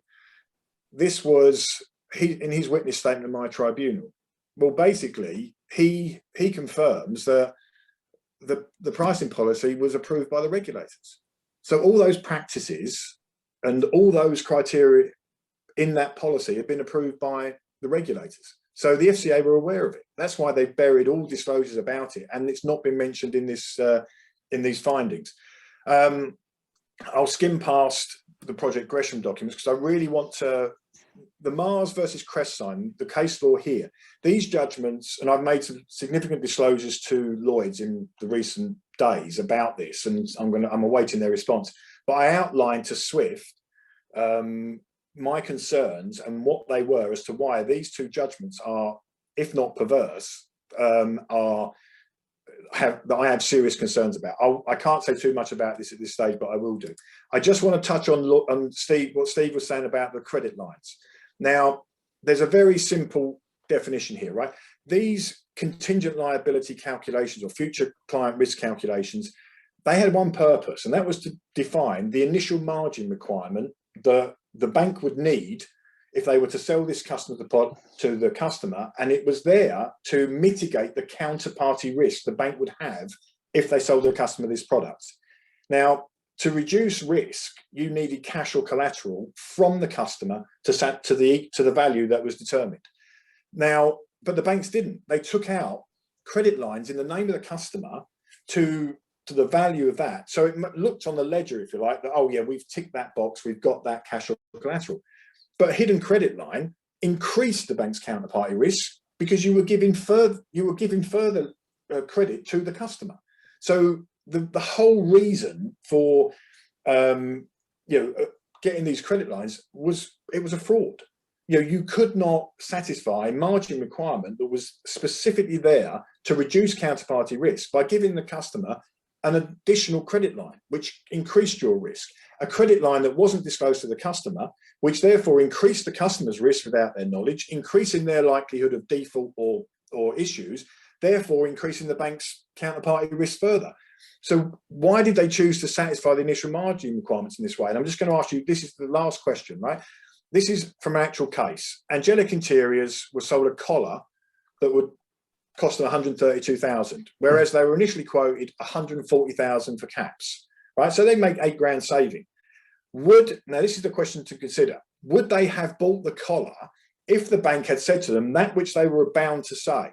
Okay, then, in order to enjoy that modest saving, you need to give us 2.25 million cash to satisfy the initial margin requirements for this product, and that we will hold on account for a 5-year duration of that product, and that you cannot touch for that 5-year period. Oh, and just so you know, if interest rates fall, we will have to ask you for even more cash by way of a margin call. Of course, the customer is never going to agree to that. The banks knew the customers were never going to agree to that. Hence, they dishonestly use credit lines to satisfy that margin requirement. That's what makes this fraud, not mis-selling. The FCA was acutely aware of that, and that is why credit lines and everything surrounding them was excluded from the IRHP review. So there you go. Sorry. Paul, no, not at all. Don't apologise, Paul. It's brilliant stuff. And if you're happy to circulate those thoughts in your slides, please let us have them. We'll add them to the circulation list that gets put out tomorrow. Paul, thank you very, very much indeed. We're going to go to Abishek in just a moment. But before we do, let's please put our hands together to show our appreciation to Paul Carlier. Thank you very, very much indeed. To my mind, it does seem as though we've got, what's the expression? We've got the foxes looking after the chickens, don't we? There's all sorts of conflicts of interest here, all sorts of reasons why things aren't being done in a transparent way, in a way that they should be. Thank you very much indeed, Paul. Abishek, over to you, sir. Thank you very much. Thank you. Look, I'll be quick now because I know we're all about to run off to our non-existent buffet lunch. But look, the point about contingent liabilities that was laboured on by Steve and also by Paul are absolutely fundamental and critical. The reason for this is because this does directly contribute to the size of the consequential loss claims that almost all IRHP victims will have, especially if they're in any way property related. Why? Because I like to think of these contingent liabilities almost as an iceberg, because when you see an iceberg, the bit that you see above the water that's the kind of net payments that comes out of your bank account every month. And that's what the forensic accountants want to look at and say, what would you have done with those payments if you hadn't made them? But the most dangerous part of an iceberg is below the water, and that's the contingent liability. And as Steve explained and Paul explained, that kind of is like a hidden debt on your balance sheet, right? On your customer's credit profile. So it's extra hidden debt, which the bank thinks, well, the bank is noting that you have, but you of course don't have any benefit of using. Now, look, like Paul, I gave like 5-6 hours of testimony to Swift, and I've got the transcript for that if it helps the Household guys. They do interesting, you know, a lot of people have criticized the skilled persons, you know, the big four accountancy firms for not thinking about contingent liabilities when they were reviewing the consequential loss claims. But what's interesting is, and again, it's the FCA's fault, because if you look at, I think it's page 341 of the Swift report, on the contingent liability section, Swift actually says contingent liabilities are not addressed in the advice that's been given to the skilled persons reports, so that they would not take into account suffering loss because they were unable to rebank, refinance, or draw upon further facilities in light of the contingent liability, whether known to them or not.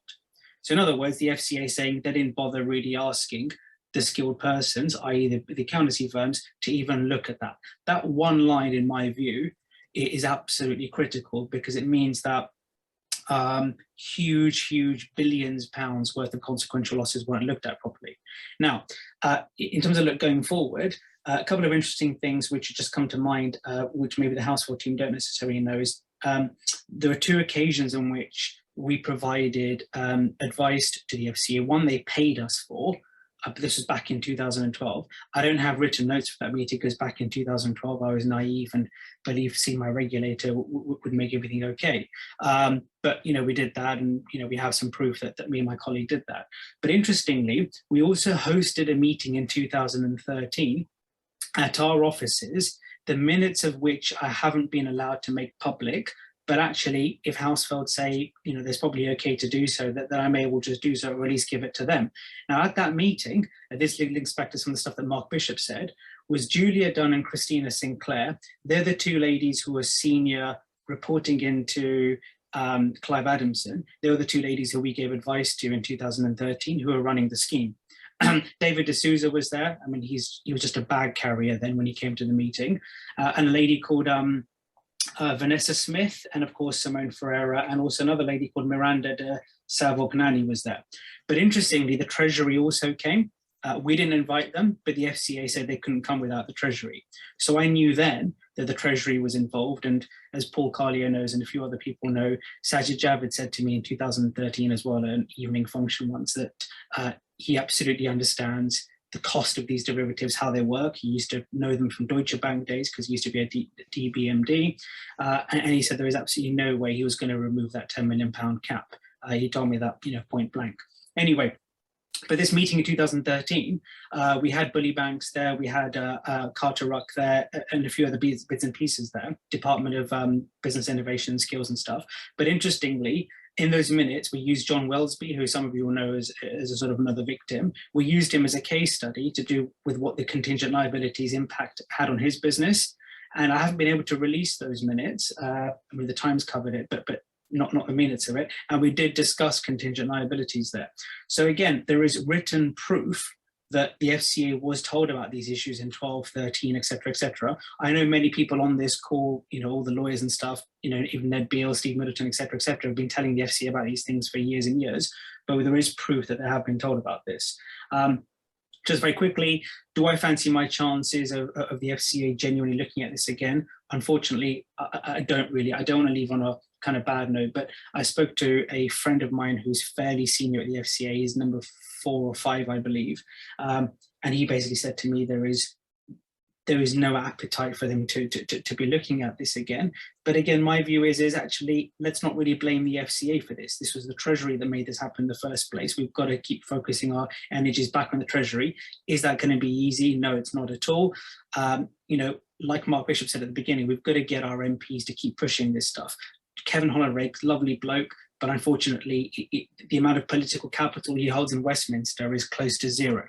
right? No one cares what he says. So we need to get, and he's a lovely guy, don't get me wrong, but we've got to get loads and loads of MPs doing something about this on the back of Swift report, because that's one of the ways in which we got the scheme off the ground back in 2012. How do I know this? Because in 2012, the FCA said to me, there was two things that caused the review scheme to start working. One was lots of MPs writing to them. It wasn't just Guto Bed, but it was a number of MPs. And B, it was the Telegraph coverage, right? So, you know, these things do matter. We've still got the likes of James Hurley, et cetera, helping us. So I think we do need to make more political noise about this too. And Housefeld's legal claim is a nice way to sort of piggyback onto that as well. Thanks. Abhishek, thank you very, very much indeed. Wonderful, absolutely wonderful. Again, let's please show our appreciation to Abhishek. That was remarkably interesting stuff. It looks to me like things are bit by bit kind of crawling out of the woodwork, aren't they? All these little snippets of information. But we're now going to go straight to Luke, and Luke's going to talk about the idea of the potential for private prosecutions. Luke, please take a moment to introduce yourself, your firm, and share with us briefly your thoughts. Thank you very much. Hi, thank you, Andy, and thanks everyone for inviting me. My name's Luke Dockwray. I'm a lawyer at Edmonds Marshall McMahon Solicitors. We are a specialist firm of solicitors, private prosecutors and fraud experts. We work for individuals and corporates and foreign governments, giving criminal law advice, but predominantly working for the victims of crime, victims of financial crime, to trace assets and recover them, and bring private prosecutions where state authorities either don't have the resources to act or choose not to. And we get involved sometimes when the police have declined to investigate, and sometimes where clients have decided they would rather have a tailored and bespoke service and they come directly to us. We're staffed by ex-prosecutors. I'm a former CPS prosecutor and Revenue and Customs prosecutor. I was there for 15 years in the national fraud team. We have former case controllers from the Serious Fraud Office and investigators from the Serious Fraud Office and police. That's the firm. We exclusively work for victims of crime. We don't defend cases. We just work to try and obtain justice where we can. General cases we work on, there's lots of investment scams that people come to us with. We work for groups of victims where perhaps they set up a committee to instruct us, and we conduct investigations using civil powers of investigation, and sometimes we lobby law enforcement on behalf of clients to get them to take action where they should do and perhaps they're not doing. Private prosecutions, they're quite a specialist area. They're becoming more and more popular where state resources have become unavailable. The right to take a private prosecution, it comes from the Prosecution of Offences Act. It's a historic right, and historically cases were always started by individuals before the CPS became a public body in 1985. The purpose of a private prosecution is really to achieve justice. Compensation orders can attach to the end to compensate victims where they have lost funds as a result of the criminal activity. But the dominant primary reason is seeking justice. It's slightly different to civil cases in that as prosecutors we owe duties to the courts, and we owe duties to act in the interests of justice. So in bringing a private prosecution, there's the full code test, which is the test that's applied by state prosecutors, and we would need to show there was sufficient evidence for a realistic prospect of conviction and that a prosecution would be in the public interest. And if we were to bring a case without meeting that sufficiency of evidence test or the public interest test, then there's a real risk that the Director of Public Prosecutions would take over a case and discontinue it, which he has a reserved power to do. The long and short of that basically is you would need an expert to bring a private prosecution, and you would need to make sure you had sufficient evidence and it was a genuine case. You know, we have a lot of victims come to us, or a lot of people come to us, and perhaps looking for innovative ways to prosecute people. And something I would stress as a prosecutor is, you know, the court will identify an artificial prosecution that's designed really for another reason, and probably throw it out with the costs implication. And so we just need to be alive to that we're here for genuine prosecution cases. in terms of how they work very similar to a state prosecution. Once we have conducted an investigation and obtained sufficient evidence, we can obtain a summons from a magistrate's court. We can then proceed to a trial. There are disclosure obligations to take care of and to make sure there's a fair trial. And then everything would proceed, everything would proceed in the way that a state trial would do, including, if successful, to conviction, which can result in custodial sentences, director disqualification orders, compensation obviously for victims, and also cost awards for the people bringing the case. I'm conscious of time, and I'm not sure how much detail you want me to go into, but they do exist. They exist for groups and individuals such as yourselves who have been wronged in the way you have. They're not universally applicable, and some serious consideration would need to be given to whether they're right for individual cases and collectively. From what I've heard today, I can hear there are well, quite a compelling case potentially for fraud against the financial institutions that missold these products. Some of the evidence has been, fairly, well, pretty compelling actually. But obviously a private prosecution of this nature, you would be coming up against a very well-resourced defendant, and it would take significant resources. And also we would need to be in possession of admissible evidence. And I can see there's lots of material available, but we'd need to know the provenance of that, where it's come from, and perhaps conduct some further investigation just to obtain and put things together. In addition to that, I've heard misconduct in public office spoken about. That's quite a complicated offence. I have a lot of experience with that, having prosecuted the phone hacking cases, which had a big misconduct in public office element. If those cases are going to be against the Financial Conduct Authority and people in that position, we need to look very carefully. The key thing about misconduct in public office is the conduct of the public official needs to be so egregious that it calls for a criminal action rather than negligent, perhaps, etc. It needs to be, they know they should have taken action and they deliberately decided not to, rather than perhaps resources indicated that they couldn't take action or whatever that is. That would need to be looked at quite carefully.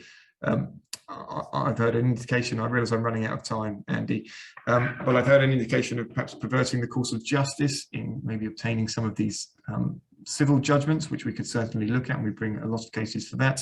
And perjury, I've heard suggestion that somebody has lied when giving evidence, and again, we advise, investigate and prosecute a number of those cases as well. I think all in all, it's not obvious that a private prosecution would be the right way to go, but we are more than happy to work with you guys and have a look at specific cases and see whether it would be the right fit and the right action for people to take, or to be a sounding board for anything further.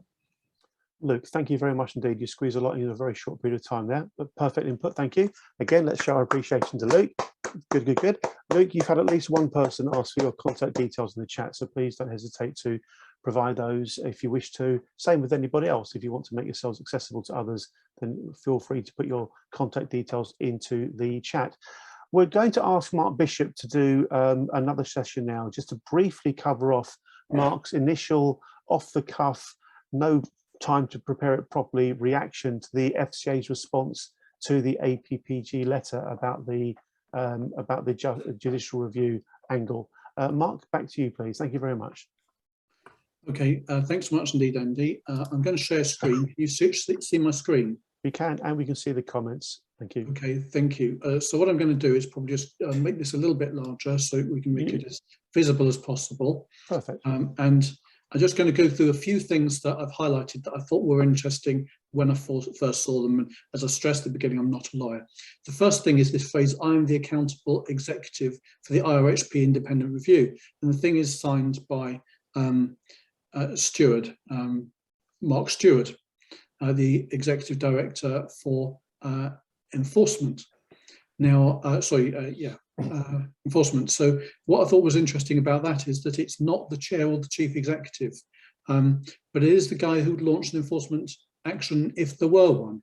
And clearly he doesn't want to do that. And it might be interesting to find out why he was chosen for this role and what contribution was made to this process by the other people who might have been more obvious names to have been at the bottom of this letter as accountable executive. Moving on to the second page, I've highlighted a phrase. Importantly, the terms of reference of the review made clear that it was not intended to be a route by which the redress scheme can be reopened, and the Swift report did not suggest this should be the case. They're offering this as some kind of defence, but clearly they commissioned this review, and the terms of reference were it's not to be reopening the question of a redress scheme, and therefore they shouldn't be surprised that it doesn't say let's reopen the redress scheme. It goes as close as it could conceivably do to doing that, given the terms of reference that were provided. So I don't see that as a defence. The second thing is that they talk several times about a board meeting that happened on the 30th of September 2021. Now, I think, of course, I'm not going to teach my grandmother to suck eggs, but I feel sure that the team from Hausfeld will want to obtain the minutes of that meeting. And I hope also participant recollections of it individually, papers submitted before it, any pre-meetings or correspondence that went on.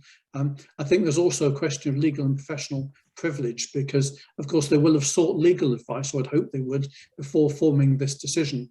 And the question is whether that advice is disclosable. You know, it'd be very useful if it is disclosable. If it isn't, then you've got a load of lay people essentially in a meeting, although actually I noticed that Mark Stewart's qualified as solicitor, but mostly they're lay people forming a decision on the basis of legal opinion, which they may then try not to share. So really, I think most of this comes down to what happened during, before and after that meeting of the 30th of September. Then it goes on to say that in going back to the FSA's redress scheme, the eligibility criteria were expressly challenged unsuccessfully in judicial review proceedings. Now, it seems to me that the prospects of success or otherwise from this judicial review may depend on whether, on what the grounds were for those past judicial reviews being brought, what the grounds were for them being unsuccessful, and what has changed now. Now, we may not know the universe of those things, but we know some of it because they go on to talk about it. So their point one, this is really chronology. In part one, they basically said the FSA had a limited knowledge base at the time in respect of IRHPs. Of course, that's quite a weak argument because they could have obtained a knowledge base about it by learning about it, you know, by starting to supervise it in the way they'd failed to do previously, by getting Section 166 reports, by obtaining expert advice. All that could have happened, but really it's irrelevant. What they're trying to do here is to excuse the absence of a better redress scheme, and certainly an imposed redress scheme, back in 2012. The JR will not be about what happens in 2012, it'll be about what is happening now, 2021 and thereafter. It then says that there was some urgency. The FSA acted with pace to secure a voluntary scheme. Well, yeah, but now there is the luxury of time. A decade has passed. You know, the FSA's approach sought to direct redress as quickly as possible. Yeah, that is true, and that would be a mitigation in any kind of, you know, criminal prosecution about, you know, misconduct in the public office. They'll say, well, it was an imperfect scheme, we knew it was imperfect, but speed was of the essence at this time. But now speed isn't of the essence, so it's not a defence. And then they talk about the FSA's regulatory remit and so on in relation to sophisticated and unsophisticated customers, but they say that the FSA or FCA is not bound to regard all customers the same way or as requiring the same degree of protection. Now, this is interesting. It was the first time that they really talk about the FCA. So they're saying a decision that was made by the FSA a decade ago would also be appropriate for the FCA today. Now, I'm no lawyer, but it seems to me that whether they are right or wrong on this sentence is probably the matter on which this thing will turn. Because if they're right, then I can't see the JR will succeed. If they're wrong, I would be very surprised if it would fail. Now, I'm not a regulatory lawyer, but it seems to me that the question of whether or not a client qualifies as a retail client or qualified at the point of the sale as a retail client is very important in terms of the regulation around these swaps. And my personal view would be unless proven otherwise by really good legal advice. If a client was a retail client at the time, they deserve the same protection as any other retail client. It's the non-retail clients, the professional ones, that you could argue, albeit not absolutely, may be deserving of less protection. There's this phrase here in 4, it was reasonable and appropriate for the FSA to judge. That's a view, they're entitled to it, but it's not relevant to what's happening in 2021 and thereafter. Question point 5, this is really important. Basically what they said is, if the FSA hadn't acted, then the rights and obligations owed to others would not be bargained away or lost. That is absolutely, arguable of the time. I don't agree with it, but it's also irrelevant about 2021 and thereafter, because the problems that existed about a claim back then still exist, and now there is also the problem of the Limitation Act. So, of course, the only way that those people are going to get redress now is if the FCA imposes it or negotiates it with the industry.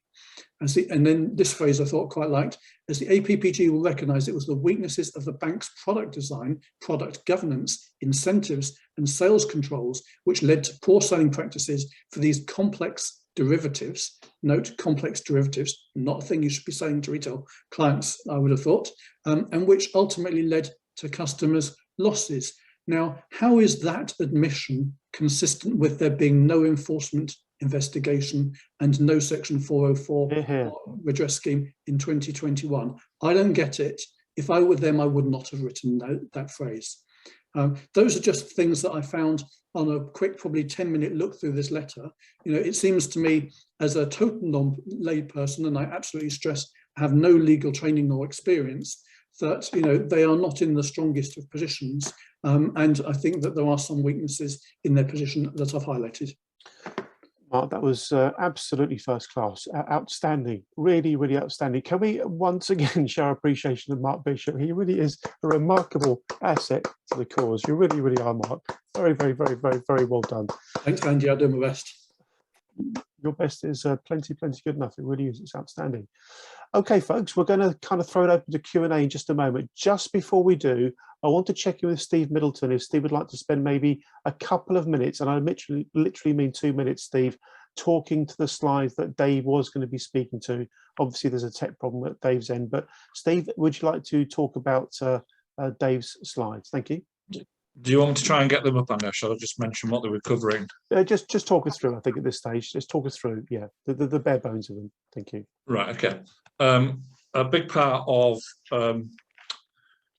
the bank's argument that the amounts are contingent is based upon the fact they say that they don't get this whole benefit from day one.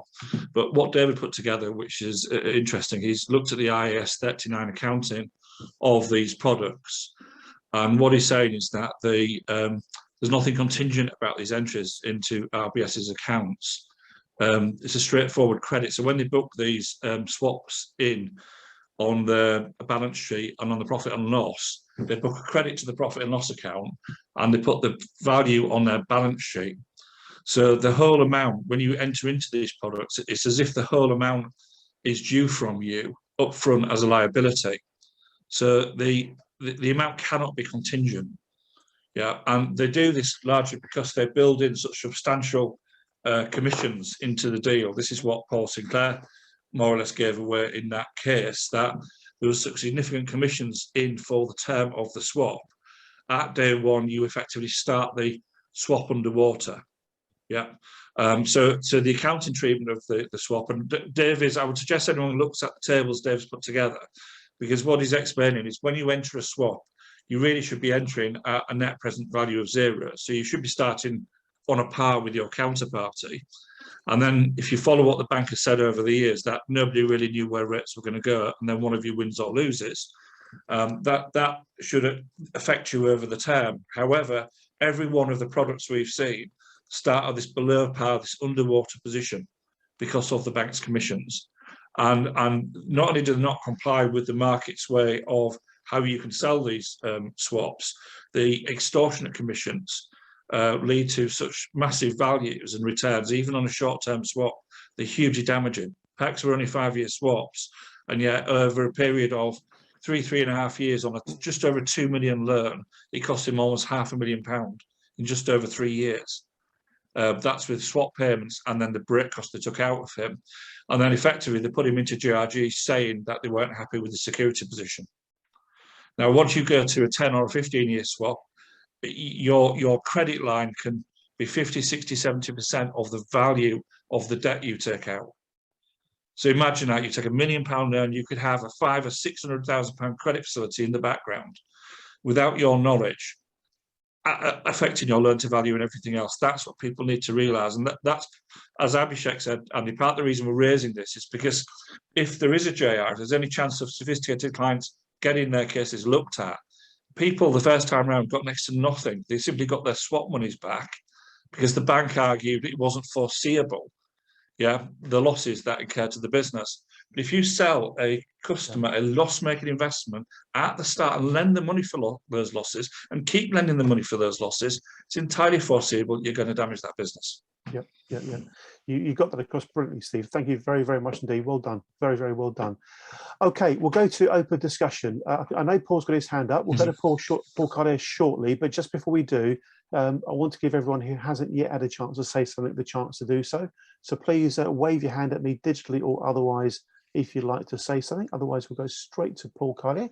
We've got Stephen Barker. Lovely to have Stephen with us. Stephen's been a great contributor to the discussions we've been having over the last few weeks. Stephen, please take the opportunity to introduce yourself and make your point, but of course, take yourself off mute first of all. Thanks, Stephen.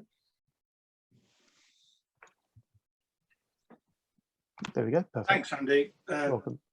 Good afternoon, everyone. We've lost the two lawyers that are running the, I think anyway, we've lost the two lawyers that are running the judicial review, but we have fortunately now got another lawyer in the form of Luke, and I think he may well be much more relevant.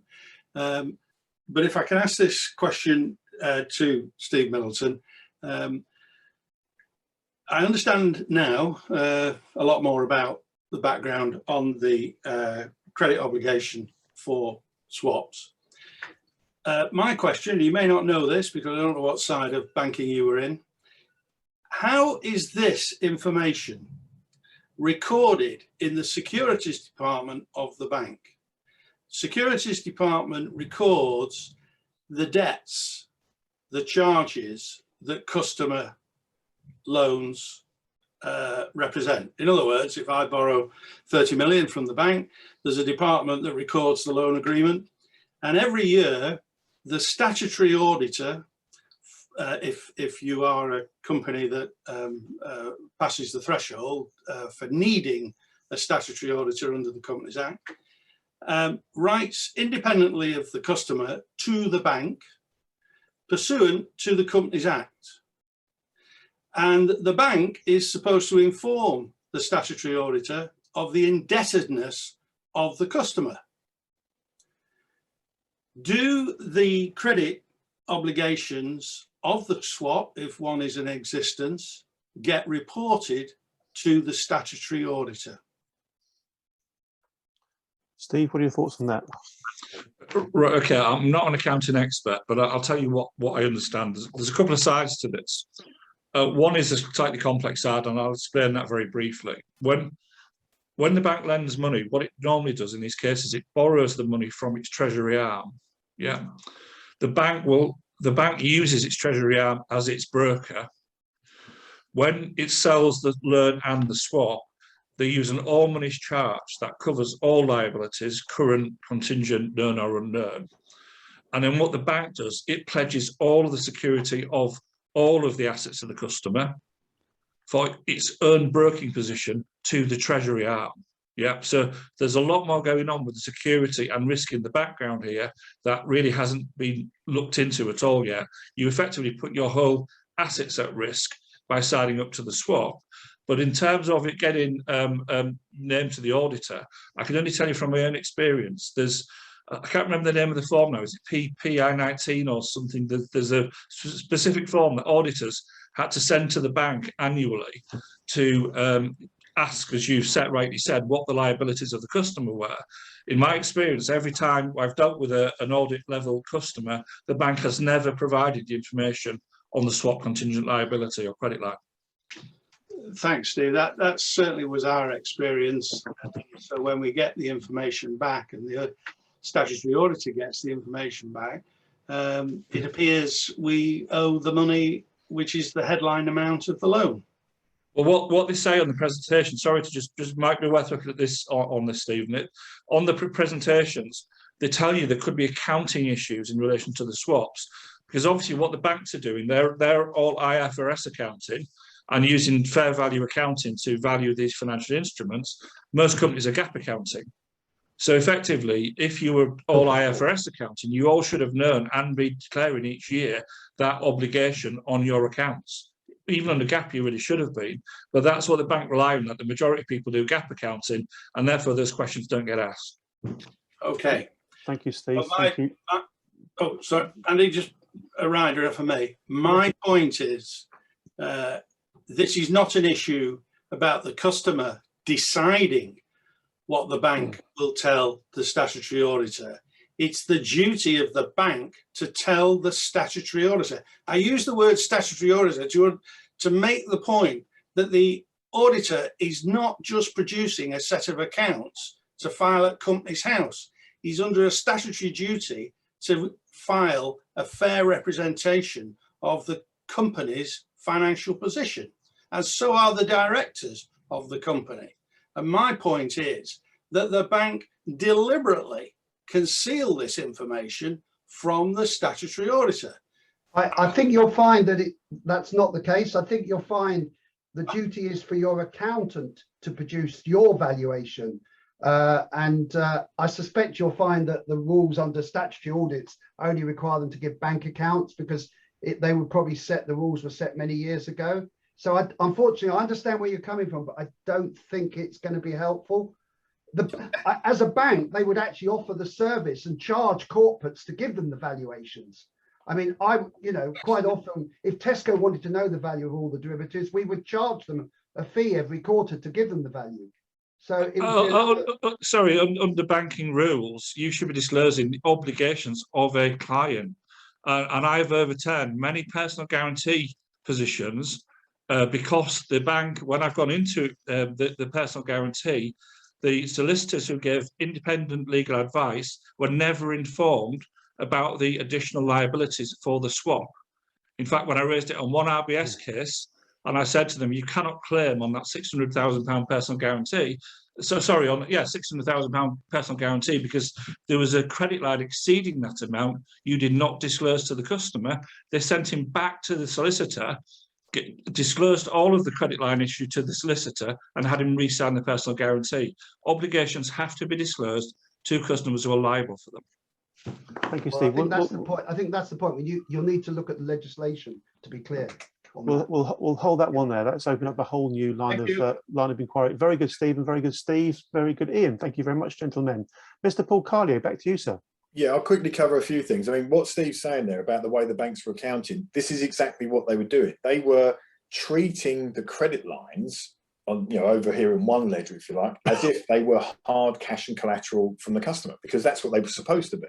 So the fact they weren't, but that's how they were treating them. So there's a whole great issue here regarding perhaps false accounting, but they were certainly treating it as if it was hard cash when it absolutely wasn't. It was a credit line.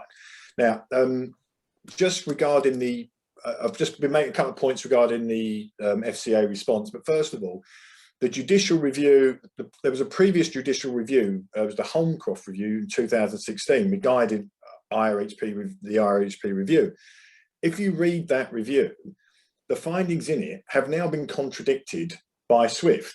He declares that the use of sophistication criteria was unlawful, it was incorrect, and a whole host of other things, including evidence that has now come out that contradict those findings. So a new judicial review has the benefit of being able to expose those previous findings. That's the other thing.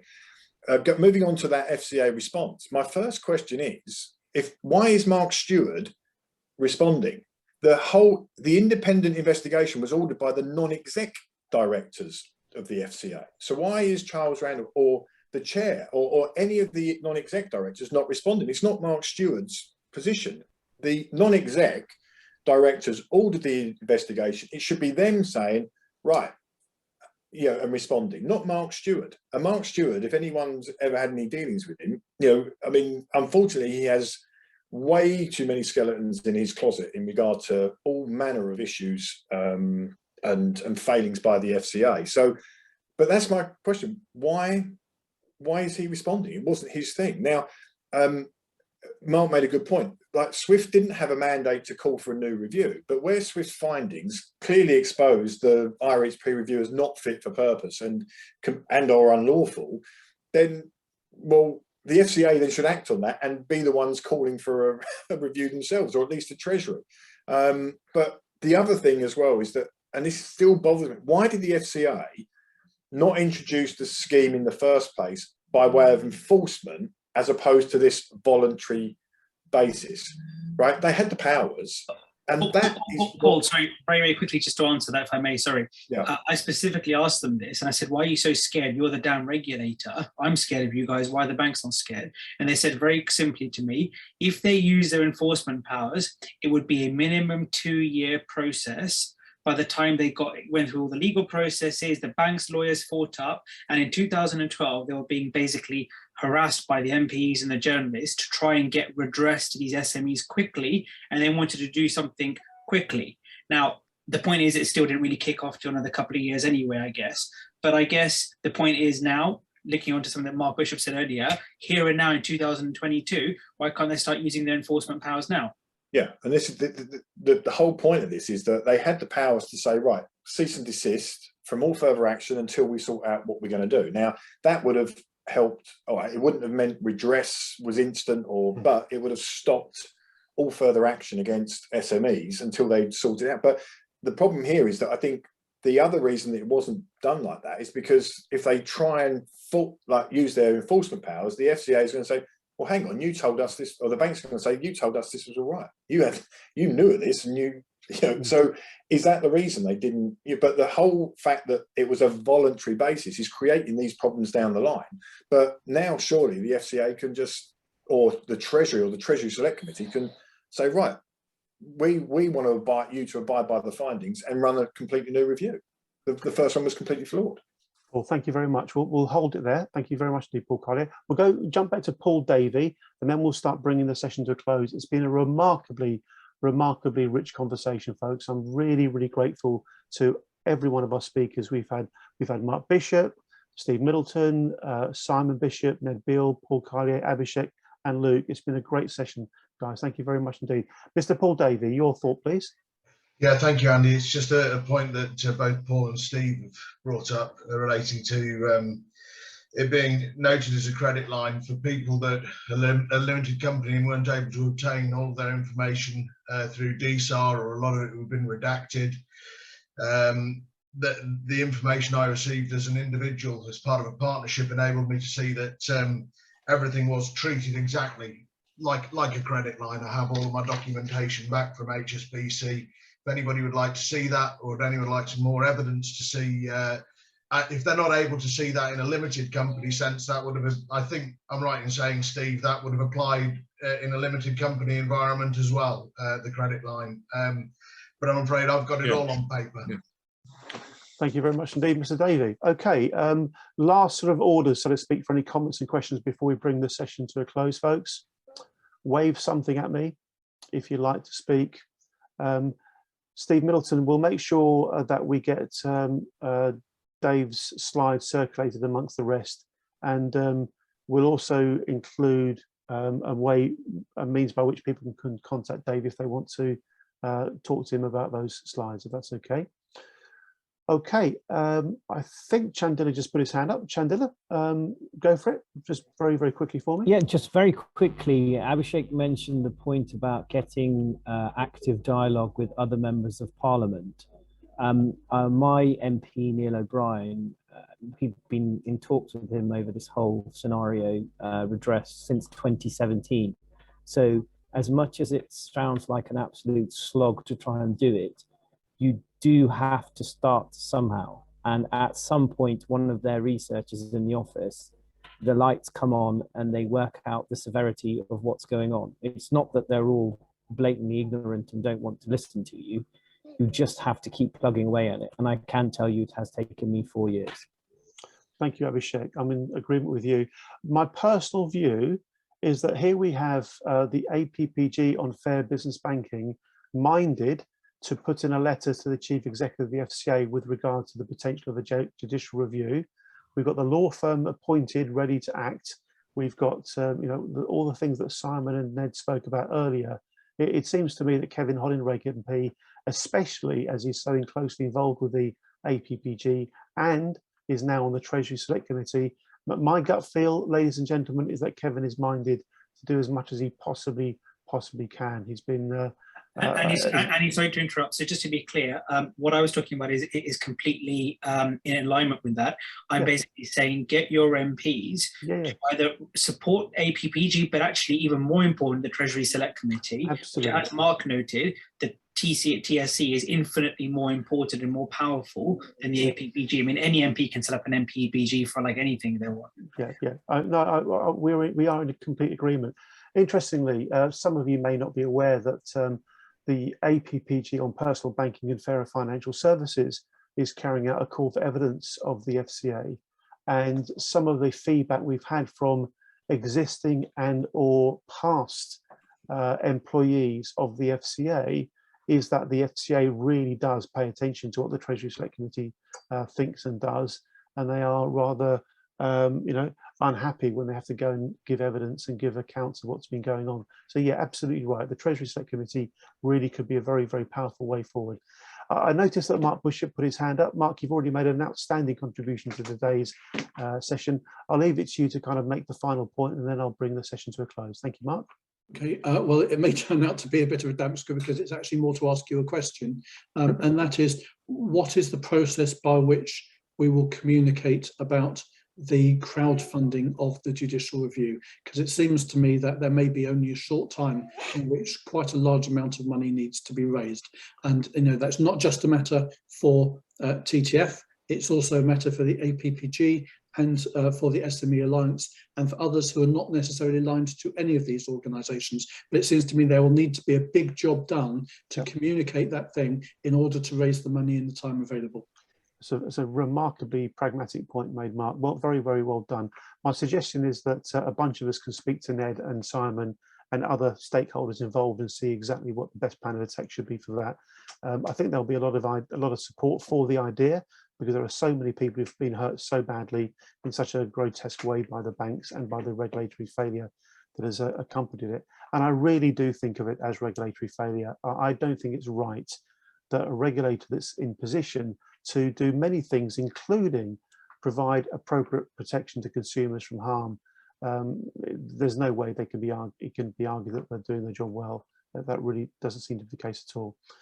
Okay, we'll bring it to a close there. Once again, my huge appreciation to all the speakers, my huge appreciation to everybody else that's come on and contributed, and let's do what must be done. And what must be done is we must find ways to work together to drive this forward. A combination of political power, media influence, a sense of right and wrong, and some smart legal brains could really make a great difference. Let's do that, folks. Let's work together and make it happen. Thank you very much indeed. Thank you. It's been a pleasure. Thank you. Very well done. One and all. Cheers, guys. Thank you very much indeed. We'll wrap it up there. We'll get the video out as soon as we can, and we'll get the slides out too. We'll close it there. Cheers, guys. Bye-bye. Bye-bye. Thank you.